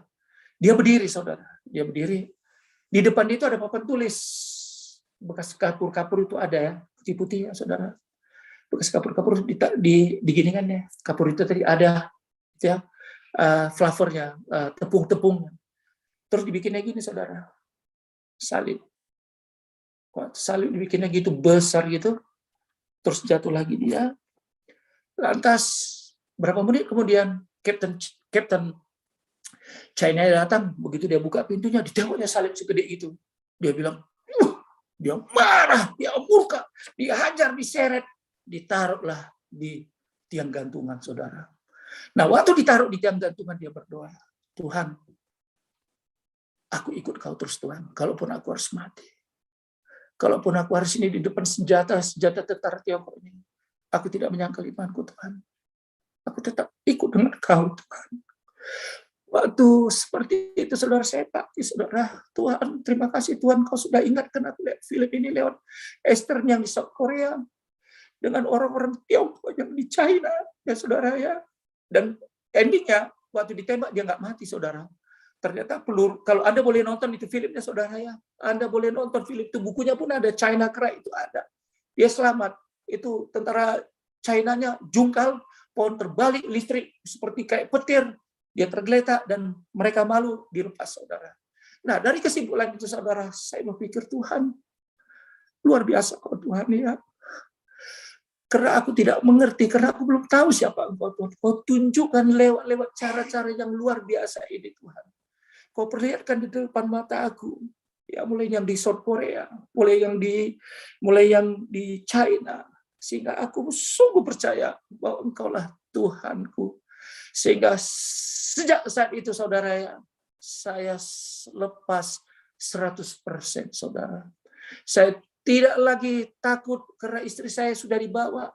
Saya tidak takut lagi, saya tidak menangis lagi. Saya hanya menangis sama Tuhan, tidak lagi menangis nasib saya. Tuhan, saya mau kemana? Saya nggak menangisi lagi, saudara ya. Dan puji Tuhan, saya akhirnya Tuhan bawa saya ke Melbourne, saudara. Dengan cara yang ajaib, saya sampai di sini, saudara. Saya diketemukan dengan orang yang baik, anak-anak Tuhan. Dan puji Tuhan, akhirnya saya hidup dan settle down di sini. Nah, saudara, sebelum saya mengakhiri sedikit, saudara, anak saya yang pertama, saya nggak ketemu sampai sekarang, saudara. Saya nggak bisa nangis lagi. Anak saya yang namanya Miranda, saya tidak nangis lagi. Umurnya sekarang sudah 30 tahun dan sudah kawin. Saya ketemunya karena di Facebook, saudara. Karena di sini. Saya tidak pernah lihat secara fisik setelah dibawa ke Jepang, saudara. Anak saya yang kedua, saya ketemu di Medan, saya ketemu. Walaupun perasaan bapak dengan anak nggak ada, saudara ya. Dan mereka memaki-maki saya karena kenapa kau tinggalkan emak? Kenapa kau masuk Islam? Ya, saya hanya menyerah aja, ya saya bilang. Dan puji Tuhan, karena doa saya akhirnya bisa ketemu, saya bisa bicara. Walaupun yang di Jepang sampai hari ini, saudara, saya belum ketemu. Jadi waktu saya ketemu umur 5 tahun, waktu dia goodbye sama saya di Jepang, sekarang saya lihat umur anak saya si Miranda itu sudah segede kebo, ya. Makanya saya bingung, ini anak saya apa anak gadis, ya. Saya lihat, oh so beautiful, ya. Aku lihat anak aku, oh Tuhan. Akhirnya saya nangis, saya lihat anak saya hanya di Facebook seperti ini, gitu ya. Dan yang kedua, anak saya kemarin sebelum pandemi, sebelum COVID-19, anak saya bilang gini, namanya Michiko, ya. Pap, aku mau nikah. Oke, kamu mau nikah. Kalau kamu mau nikah, apakah aku perlu datang ke Medan? Aku bilang, saudara, sebelum saya mengakhiri, saudara, dia bilang, oh boleh Pak. Oke, saya bantu, saya contribute untuk perkawinan kalian, ya saya bantu, bla bla bla bla bla gitu. Nah, saya senang sekali, saya bertemu dengan anak saya nanti nikah, dan saya akan bertemu dengan anak saya yang dari Jepang untuk datang ke Medan, gitu ya. Jadi kita pertemunya nanti di Medan, gitu ya. Anak saya yang di Jepang, saya bilang, oh iya Dad, saya miss you sekali, aku belum pernah lihat kamu, hanya lihat di Facebook, lihat di WhatsApp, gitu ya. Ya, jadi oke, kita ketemu nanti di Medan, aku datang. Nah, sebelum acara dimulai, anak saya bilang gini, Pap, ini acaranya Islam, kamu harus ngerti. Oke, siap, aku bilang. Jadi Bapak duduk aja di bawah saya, di samping saya. Pokoknya kamu jangan bikin apa-apa ya. Nanti itu peserta orang semua tahu bahwa kau itu bapak aku. Oke, wah, I'm so happy, gitu ya. Saya siapkan. Nah, saya siapkan tiket saya dari Melbourne untuk saya pergi ke Medan. Nah, waktu itu saya sudah booking pesawat, tapi belum saya bikin date-nya, tanggalnya. Saudara ya, saya belum bikin. 2 hari kemudian, saudara, anak saya nangis. Apa yang terjadi, saudara? Ternyata saudara-saudara keluarga besar dia tetap menolak saya untuk datang sampai hari ini melihat anak saya yang perkawinannya di Medan. Anak saya menangis. Saya bilang, it's no problem. Aku bilang gitu ya, apa boleh buat kalau kita nggak bisa ketemu, gimana?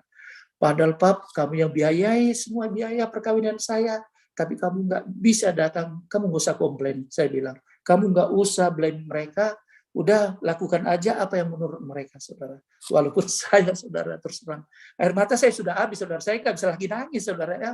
Dari awal sampai hari ini nangis terus, saya jadi nggak kuat lagi, saudara. Jadi saya gini, Tuhan, thank you Tuhan. Kalau sampai hari ini pun mereka tetap masih saya dianggap jadi enemy mereka. Saya tidak boleh datang ke sana, that's okay. Jadi saya hanya setelah saya mulai belajar ikut dengan Tuhan, saya mulai belajar bagaimana dengan Yesus. Saya di situ diajarkan merendahkan hati, belajar mengampuni, belajar menerima walaupun hati saya rasanya hangus, ya, burning, terbakar gitu. Tapi saya udah apa boleh buat. Saya pikir nggak apa-apa anakku. Akhirnya saya pikir selesai anak saya menikah, dia kembali ke Jepang, saya nggak ikut. Ya, walaupun mantan istri saya coba dekati, mereka nggak mau.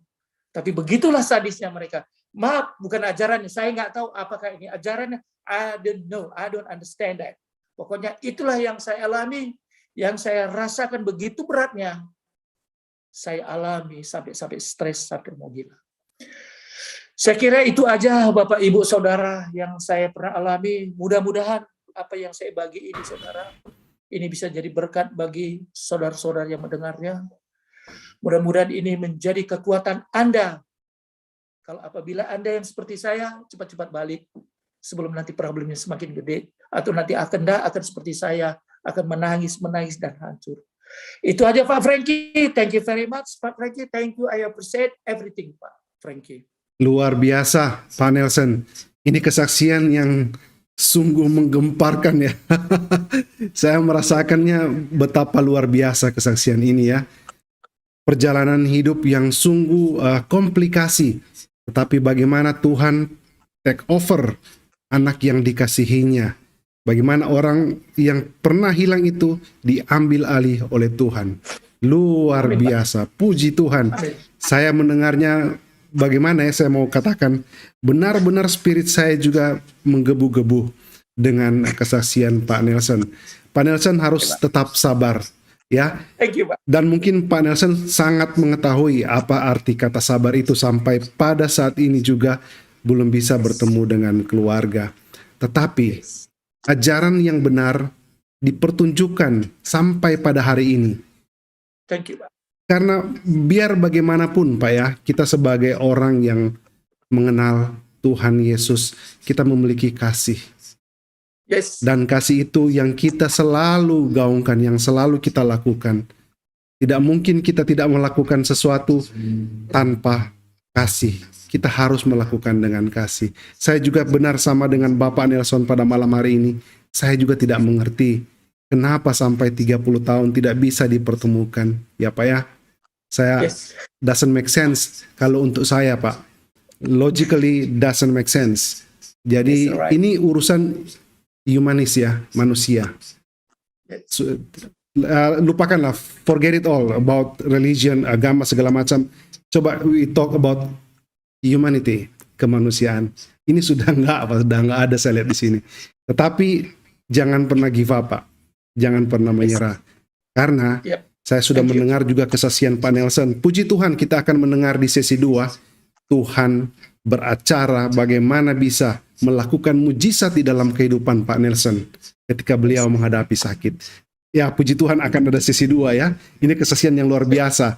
Saya kasih kesempatan teman-teman di Zoom untuk saling share pada malam hari ini. Saya yakin dan percaya mereka juga akan share untuk memberikan kekuatan kepada Pak Nelson. Baik, silakan teman-teman di Zoom yang mau masuk duluan. Saya sudah aktifkan mic dan kameranya, bisa langsung dihidupkan ya. Bisa langsung dihidupkan kamera dan mic-nya. Ayo, siapa yang mau duluan share? Ibu Ruth Purwaningrum. Sudah selesai nangisnya Bu ya? Silakan. Iya ya, saya tutup Luar aja kameranya, biasa, nggak iya. apa-apa ya, soalnya sambil nyuapin si kecil. Silakan Bu.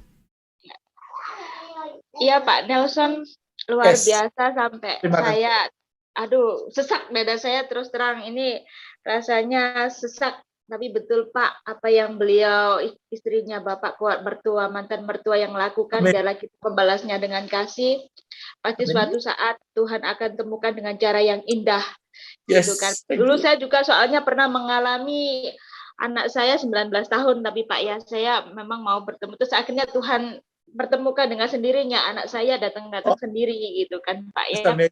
Tuhan, ya pendeta saya menguatkan dan Tuhan memang masih tentukan waktu yang indah buat Pak Nelson kapan. Dan itu waktu Tuhan itu bukan waktu kita, waktu Tuhan itu waktu yang dahsyat, waktu yang indah banget itu Pak Nelson ya. Terima kasih. Aduh, melihat Pak Nelson menangis begitu hati saya sesak. Aduh, rasanya itu berat banget, bertubi-tubi banget. Saya pun nggak apa namanya ya, aduh nggak bisa ngebayangin waktu dulu itu. Tapi sekarang sudah move on kan Pak ya.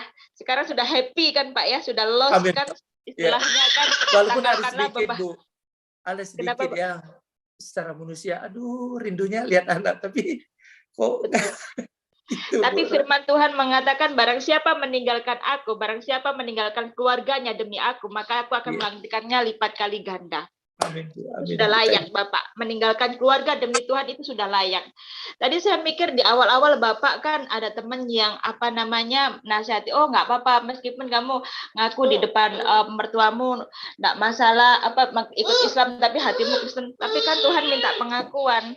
Yes. Tuhan kan minta pengakuan. Barang siapa malu mengakui aku di depan manusia, maka aku akan malu mengakui di depan Bapakku yang di surga.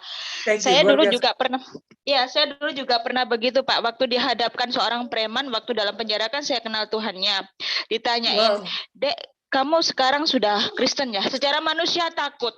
Tapi berhubung semalam saya sudah dipersiapkan membaca firman tersebut. Firman itu tiba-tiba teringat dalam pikiran saya. Barang siapa malu mengakui aku di depan Bapa yang di surga. Wow. Barang siapa yang malu mengakui aku di depan manusia, maka aku akan malu mengakui engkau di depan man. Bapakku yang di surga. Jadi saya mikir, waduh, daripada aku nggak diakuin di depan Wah, di luar depan biasa. Bapa yang di surga, lebih baik aku nggak diakui depan manusia, nggak apa-apa. Yes, Tapi Ibu. keajaiban Yes. terjadi. Betul. Tapi keajaiban terjadi, akhirnya kepala preman itu akhirnya, oh ya sudah kalau begitu kembalikan alat sholat. Di penjara saya suka cita sekali. Jadi waktu Tuhan bukanlah waktu kita, Tuhan pasti pertemukan Amin. saat Yes. tepat yang indah untuk Bapak bertemu. Mohon Thank maaf you, Bu. Bapak, Thank you. tanya sedikit, Bapak sekarang sudah mendapat gantinya Ibu atau mendapat istri baru? Mohon maaf. Makasih, Bu. Thank you. Ya, gitu kan. Ada pendamping hidup lagi Bapak, penggantinya Ibu sudah ada. Sudah ada, Bu. Sudah Puji ada. Tuhan. Ya, Itu puji yang Tuhan. dari Tuhan. Itu yang Iya. dari Tuhan. Thank Tuhan you, Bu. maunya yang Tuhan sediakan bagi Tuhan yang seiman, yang Amin. nikah itu kan soalnya satu ya. Istri dan suami adalah satu, bukan sendiri-sendiri. Kalau seandainya memang benar ada firman mengatakan memang istri adalah penolong suami dan suami adalah penolong istri, gitu kan. Istri dikuduskan oleh suami, begitupun sudah sebaiknya. Jika seandainya pasanganmu itu berbeda agama, jangan engkau ceraikan. Tapi Tuhan suruh kita selamatkan. Tapi Tuhan sudah siapkan yang jauh.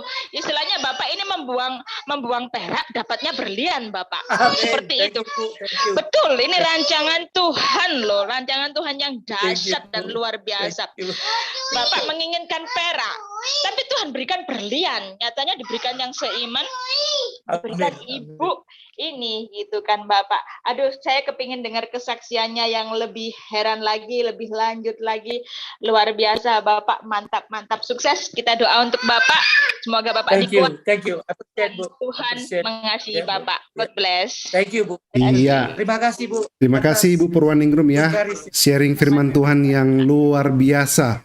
Ya, sebelum kita bergeser ke tamu berikutnya, saya mau tunjukkan sedikit KTP Bapak. Bisa Pak ya, di-share ya? What? Boleh? Go ahead, Pak. Ya, oke ya. Boleh, Dengan senang dulunya sekali. Bapak adalah seorang tentara ya, TNI. Saya share ya, supaya teman-teman juga yang menonton ya lebih yakin ya. Ini adalah KTP dari Pak Nelson ya. Oke, Balikan, cukup Pak. ya. Ini Balikan, Pak. Yes. ya, ini bagian belakangnya ya. Dahulu beliau beragama Islam ya. Di sini jelas ya tertulis. Ya, ini adalah beliau dahulu sebagai TNI Angkatan Darat. Betul Pak Yes. ya? Baik. Iya, Pak. Yes. Ya, satu lagi. Ya. Yes. Iya, Pak. Ya, jadi sahabat-sahabat Miracle yang sudah menontonnya, semua sudah yakin dan percaya latar belakang dari Pak Nelson.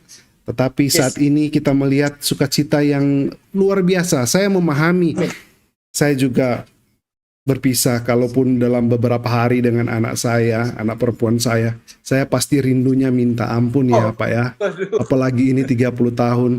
Wah, saya Betul. tidak bilang, mungkin terlalu apa ya kalau saya bilang saya memahami perasaan Bapak. Tapi Tuhan Yesus memahami ya perasaan Bapak. Dan Tuhan pasti akan mempersiapkan sesuatu yang luar biasa dahsyat di dalam Amin, Pak. kehidupan Bapak. Wah, baik. Gantengan sekarang Pak Nelson karena sudah menjadi anak Tuhan.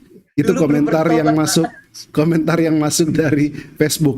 Banyak sekali komentar yang masuk Pak mendukung Bapak, luar biasa. Mereka semua mendukung, mereka mendoakan, mereka juga support Bapak, luar biasa. Baik, kita ke teman-teman di Zoom lagi ya. Silakan Ibu Hadriani ya. Baik, Ibu Hadriani. Silakan Ibu. Ya, selamat malam Pak. Selamat Francis. malam. Iya. Pak Nelson. Wow, nangis aku dengar kesaksian Pak Nelson. Saya udah Luar habis air mata saya, Bu. Iya Pak, aduh luar biasa ya, luar biasa pergumulan Bapak. Tapi ya yakin dan percaya Pak bahwa Tuhan pasti menguatkan Bapak. Saya Amin. mau menguatkan Bapak dengan lagunya. Bila kau izinkan sesuatu terjadi, Waduh, so beautiful. saya semua untuk kebaikanku. Bila nanti telah tiba waktumu, Wow. percaya kuasamu memulihkan hidupku.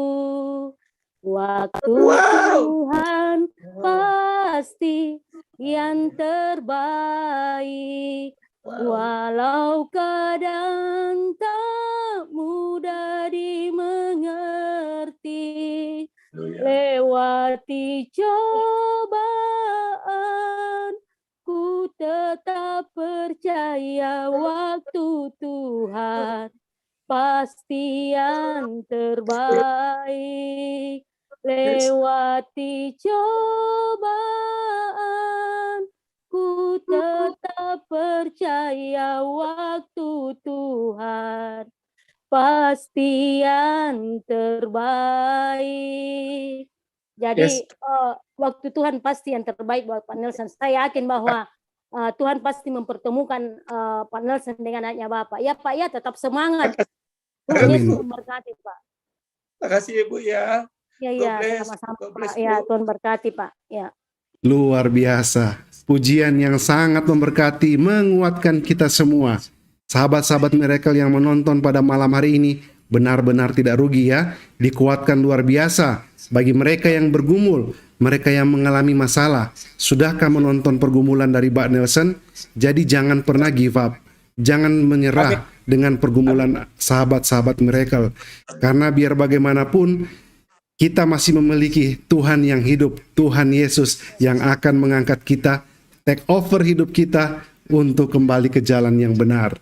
Baik, saya geser lagi ke sahabat Miracle berikutnya ya, yang sudah menghidupkan. Oh, ada Pak Lalu masuk. Silakan Pak Lalu, langsung ya Pak Lalu. Oke, saya hidupkan. Oke, silakan Pak Lalu jika mau langsung Ya, Pak, salam silakan. Bapak. Menyimak Bapak, mohon maaf lagi di jalan, Oke, silakan Pak. lagi nyetir. Siap. Oke. Kalau begitu saya bergeser kepada teman yang lain ya. Tadi sudah ada yang menghidupkan kamera, boleh silakan dihidupkan kembali. Ada Bapak siapa tadi saya lupa ya. Arya mungkin atau Pak Gernison ya. Silakan Pak Gernison. Atau Ibu Diana. Pak Gernison dulu ya. Baik Pak, silakan Pak.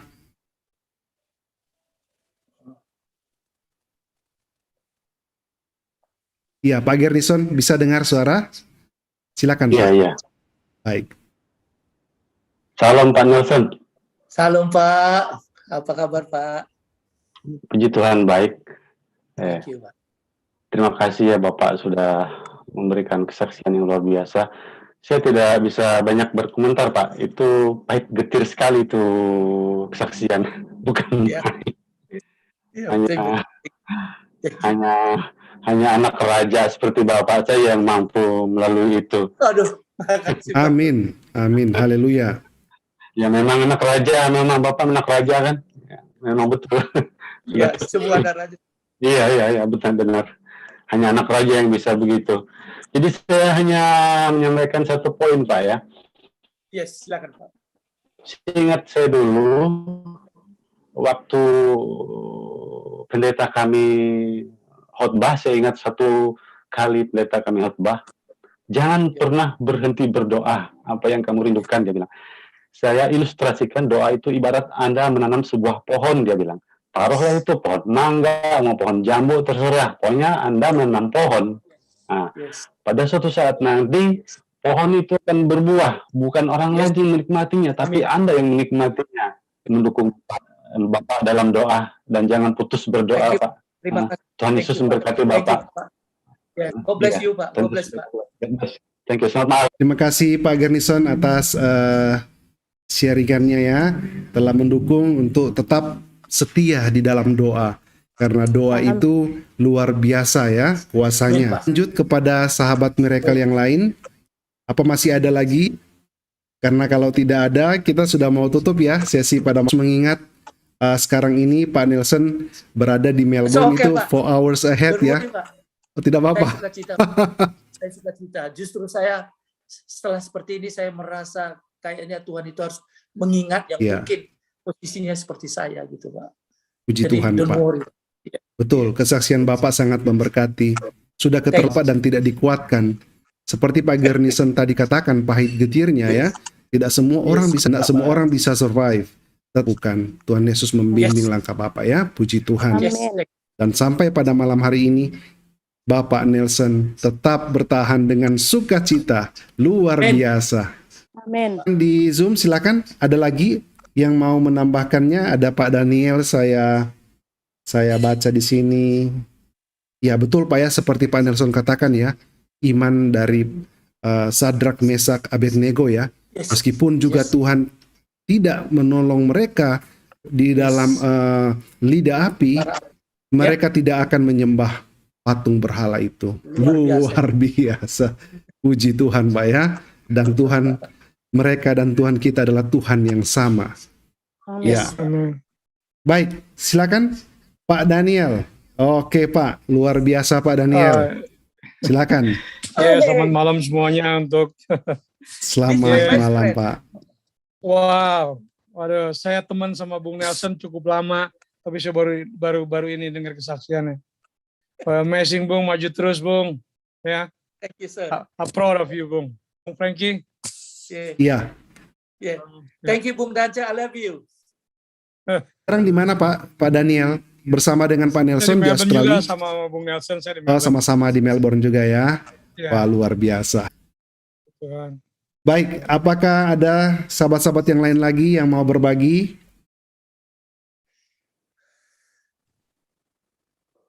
Pak Lalu, silakan Pak Lalu. Iya, Baik, shalom alaihim, luar biasa. shalom Pak, shalom.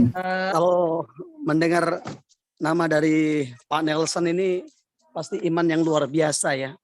Ya, Amin. Nelson Mandela sekalipun Thank you, itu thank you. presiden yang luar biasa ya, luar biasa. Dan saya percaya iman itu pun ada dalam kehidupan Pak Nelson. Amin. Ya, ya seperti yang tadi disampaikan ya, seperti Sadrak, Mesak dan Abednego. Ya itu memang ya, kita di penghujung akhir zaman ini harus punya iman seperti itu, Bapak. Yes, Ya. ya, Pak. Kita harus membangun iman kita supaya ya saya mohon maaf saya bukan karena seorang pendeta saya ngomong seperti Yes. ini, tapi ya saya percaya bahwa yang memproses kita itulah orang yang dekat dengan kita. Ya, Yes. kalau orang jauh mungkin masih kita bisa maklumi. Oh ya Yes. itu orang jauh masih, tapi kalau istri, anak-anak, orang tua yang proses kita itu luar biasa. Ya, saya ingat ketika saya diproses sama orang tua saya, ya ketika saya keluar dari keyakinan saya yang lama, sampai orang tua saya bilang begini, ya, kamu itu enggak punya Tuhan. Loh, saya terkejut. Dan saya bilang, Bapak mohon maaf, ya, semua agama punya Tuhan, saya bilang. Ya, orang Hindu punya Tuhan, orang Katolik punya Tuhan, orang Buddha punya Tuhan. Loh, saya juga punya Tuhan. Nah, yang membuat orang tua saya itu mungkin terbuka wawasan ketika saya ngomong gini, Bapak. Saya mohon maaf, saya panggil beliau Mami ya karena orang Lombok ya. Ya, Oh, iya. Bapak saya mohon maaf.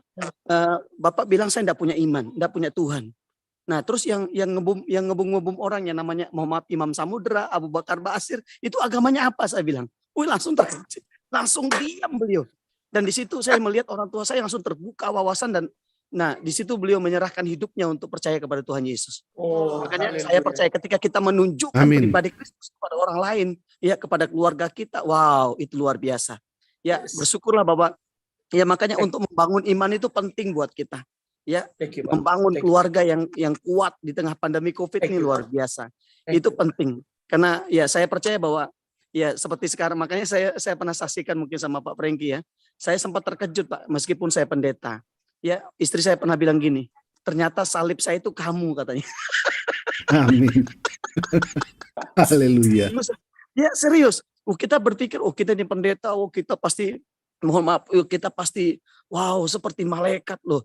kita juga diproses Pak gitu loh.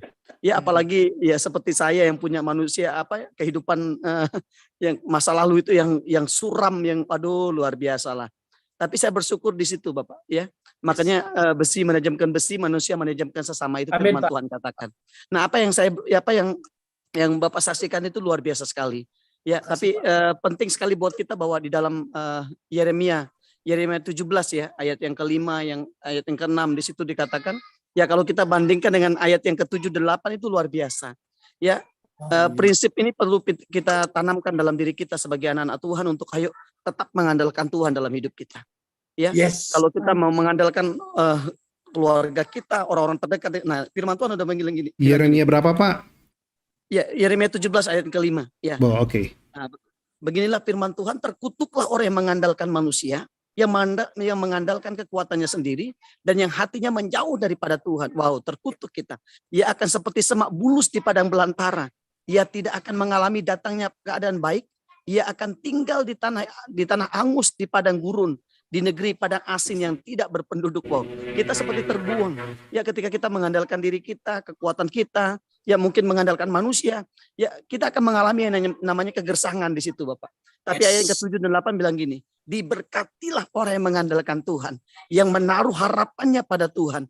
Ia akan seperti pohon yang ditanam di tepi aliran air, yang merambatkan akar-akarnya ke tepi batang air, dan yang tidak mengalami datangnya panas terik. Dahsyat.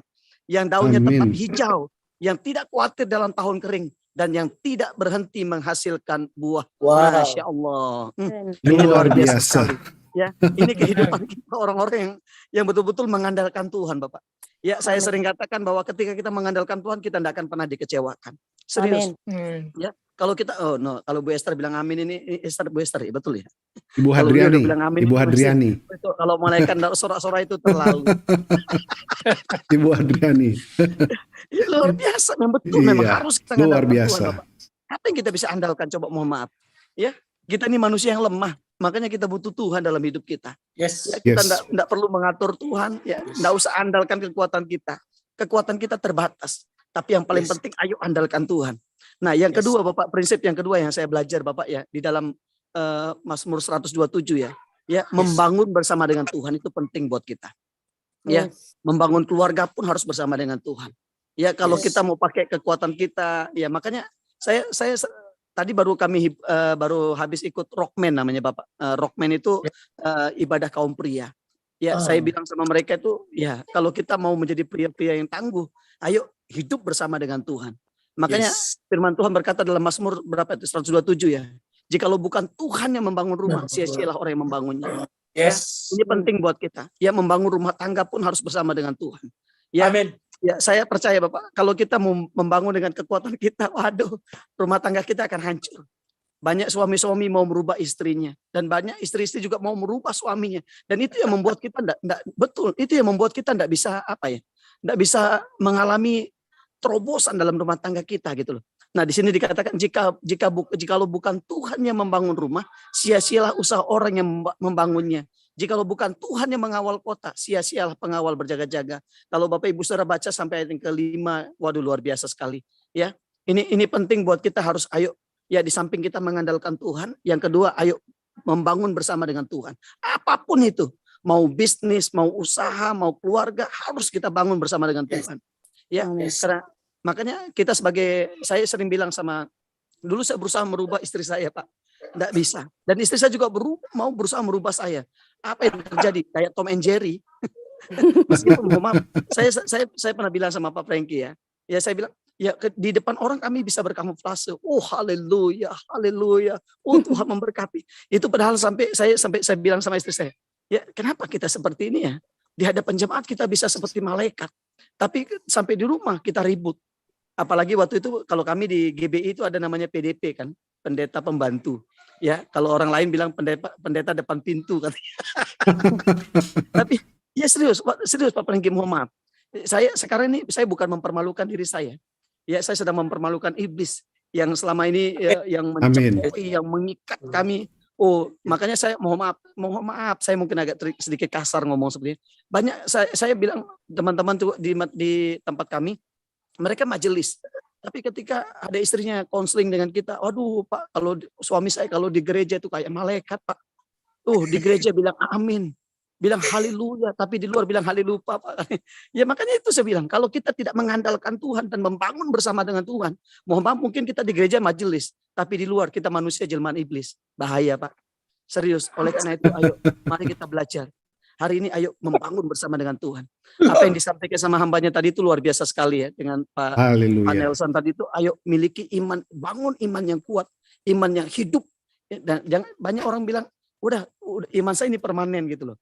Kita udah puas sampai di situ. Ayo punya iman yang hidup, iman yang terus mengalami pertumbuhan. Ya kadang-kadang Amin. ya iman kita bisa down, betul ya Bu ya, Ibu Hadriani ya, bisa down. Tapi ayo kita belajar untuk miliki iman yang hidup, iman yang terus mengenal siapa yang kita sembah. Nah saya percaya ketika kita membangun bersama dengan Tuhan, wow, kita akan dibawa dari kemuliaan kepada kemuliaan, dari Amin. kemenangan kepada kemenangan, Amin. dari anugerah Wow. kepada anugerah, sehingga kehidupan kita selalu dan tetap mempermuliakan Tuhan. Yes. Usikum wa nafsi bitaqwallah. Wassalamualaikum warahmatullahi wabarakatuh. Terima kasih, Pak. Haleluya. Pak Nelson, Iya. Tuhan Nggak memberkati. bisa lagi saya tertawa Pak. Thank you Tetap very semangat much, Bapak. Thank you. Iya, iya. Sukacita ya. Terima Ya, kasih kalau ya, orang Lombok Pak. bilang the joy of the Lord is my strength. Sukacita yang dari Tuhan itu kekuatan kita. Makanya Amin. ya anak-anak Tuhan itu pasti kalau dia betul-betul dipimpin, dipenuhi Roh Kudus, wah hidupnya penuh dengan sukacita. Ya, Amin. buah roh itu pasti akan termanifestasi lewat hidup kita. Ada kasih, Yes. sukacita, damai sejahtera, kemurahan, kebaikan, kesetiaan, kelemah lembutan, ya, penguasaan diri, kesabaran itu harus ada. Ya, seperti kalau saya lihat dari judulnya luar biasa sekali ya. Ya, Amin. kamu kira, Haleluya. wah itu meskipun itulah proses. Seperti Ayub. Ayub itu bagaimana mau dicobai sama apa istilahnya diminta sama istrinya untuk mengutuk Tuhan. Ya, makanya Ayub bilang apa? Apakah kita mau terima yang baik saja dari Tuhan? Iya, Yang tidak baik kita tidak mau terima? Wow, luar terima. biasa. Luar biasa. Kalau Pak Frank ini bagus sekali memberi judul ya, luar biasa sekali. Ya, judulnya Puji sangat Tuhan. dahsyat sekali.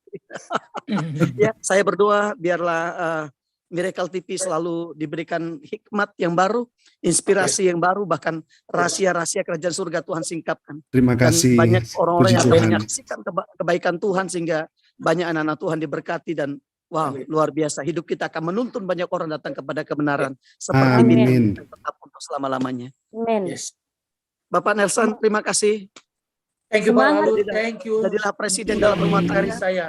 Next time kita bisa ketemu lagi nanti. Siap, Bisa siap. ngobrol lagi. Thank Wow, you Pak luar Lalu. biasa. Thank you. Ya, I appreciate Bapak that. Imam, Thank you. Bapak Nabi, Thank Bapak Raja dalam rumah tangga. Haleluya. Selalu jadi berkat Bapak. Thank you. Thank you Pak. God bless. Tuhan memberkati, mohon izin. Saya Baik. menyimak Yes. Bapak. Terima kasih. Selanjutnya, terima kasih ya sharingannya Pak Pendeta Lalu Pausen. Luar biasa sharingan beliau, sungguh sangat memberkati kita ya. Selalu kita bersukacita, dikuatkan dengan firman Tuhan yang selalu presisi sesuai dengan kesaksian daripada setiap pesaksi. Baik, kita bergeser, mungkin ini yang terakhir ya. Tadi ada yang barusan masuk, siapa ya?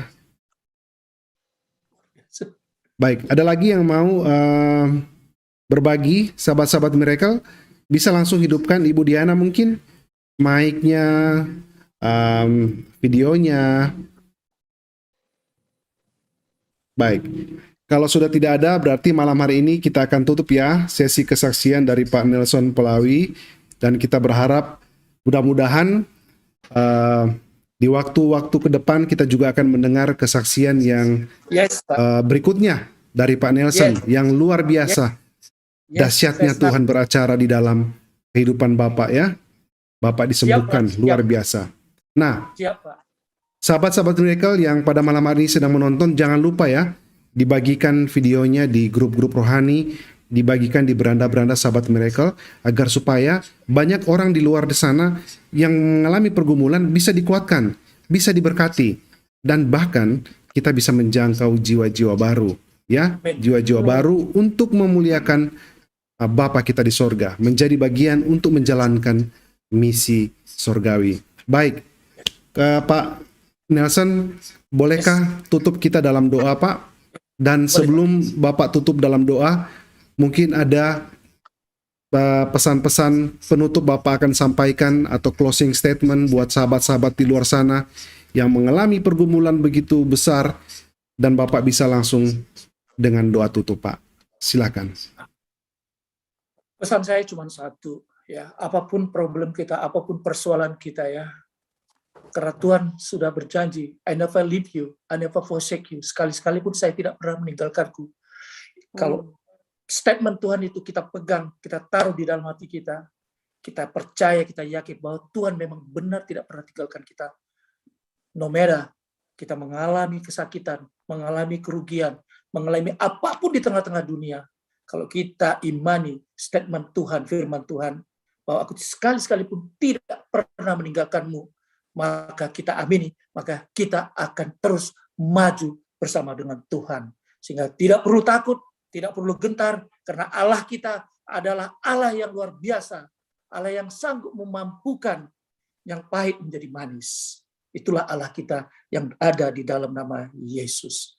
Itu aja yang saya kasih sama teman-teman semua di sini. Terima kasih. Mari kita tutup dengan doa. Terima kasih Tuhan. Kami mengucap syukur atas semua kebaikan kemurahan Tuhan. Terima kasih. Kami sudah sharing semua testimoni kami lewat Miracle TV. Betapa dahsyatnya nama Tuhan, betapa perkasanya nama Tuhan. Bapa, biarlah semua testimoni hamba-Mu ini boleh di-sharingkan kepada setiap orang-orang yang terbeban, yang seperti hamba-Mu ini, Tuhan. Kalau mereka mengalami seperti itu hari ini, Tuhan, mari kuatkan, pulihkan, bawa mereka untuk lebih percaya kepada Engkau dan mengandalkan Engkau, sehingga mereka siap untuk mengikuti Engkau apapun yang terjadi dalam kehidupan ini. Untuk itu Tuhan, berkati mereka, sertai semua orang-orang, teman-teman, bapak-bapak, ibu yang sudah menonton acara Miracle TV ini, berkati mereka Tuhan. Pulihkan hidup mereka, sertai mereka, apapun pergumulan mereka, mari Tuhan turun tangan, mari Tuhan ikut beracara. Dan kepada Miracle TV, kepada Pak Frankie, terus diberkati acara ini. Biar acara ini menjadi acara yang sangat dahsyat, sehingga banyak jiwa-jiwa boleh dimenangkan, banyak jiwa-jiwa boleh diselamatkan lewat acara ini. Nama Tuhan ditinggikan, nama Yesus dimuliakan. Untuk itu Tuhan berkati Pak Frankie, berkati staf-stafnya, admin-adminnya, diberkati dengan luar biasa. Kau tambah-tambahkan hikmat, kau tambah-tambahkan kekuatan dan pertolongan, sehingga acara ini semakin hari semakin luar biasa, dan semakin hari nama Tuhan ditinggikan lewat acara ini. Terima kasih malam ini, kami sudah diberkati, kami sudah disertai, kami kembali kemari melakukan aktivitas kami hari ini, mau istirahat Tuhan, biar kami istirahat dengan penuh dengan sukacita, dengan penuh dengan kemenangan. Kami mau serahkan hidup kami ke dalam tangan-Mu Tuhan. Di dalam nama Yesus, kami sudah berdoa dan mengucap syukur. Haleluya. Amin. Amin. Luar biasa. Terima kasih Pak Nelson Pelawi atas waktunya, telah berkorban malam hari ini untuk bersaksi, tetapi luar biasa kesaksian ini akan memberkati banyak orang ya. Salam juga buat Dan Ibu. siap Pak, yang kedua nanti Pak. Harus Puji Tuhan, harus Pak ya, karena itu memang benar karya Tuhan yang luar biasa. Ada urutannya Pak kan? Itu nanti urutannya Pak. Dan puji Tuhan Pak, malam hari ini kesaksian Pak Nelson Terima kasih Pak. mencapai the highest viewers dari semua pesaksi ya. Hampir 800 orang yang menonton live tadi. Dan biasanya sesudah live itu pasti sudah di atas 8.000 atau 10.000 yang menonton. Luar biasa. Nama Tuhan dipermuliakan ya. To God be the glory. Puji Tuhan. Baik, sahabat-sahabat Miracle, terima kasih sudah membantu support acara malam hari ini, telah share, telah menonton, dan telah berkomentar. Kami yakin dan percaya, sahabat-sahabat Miracle dimanapun berada pada saat ini, baik di Zoom, Facebook, YouTube, diberkati oleh Tuhan Yesus luar biasa. Berkat perlindungan bagi keluarga, sahabat-sahabat Miracle. Kita akan berjumpa kembali besok hari, di jam yang sama, dengan tamu istimewa lainnya. Dan kita akan berjumpa kembali dengan kemuliaan Tuhan Yesus Kristus yang akan menjadi berkat bagi kita semua ya. Shalom, Selamat Halo, malam. Pak. Sampai kita Selamat berjumpa malam. kembali. Good night. Good Bye night, bye. guys. Good night. Iya, Bye. luar biasa ya. Puji Tuhan, Pak Nelson.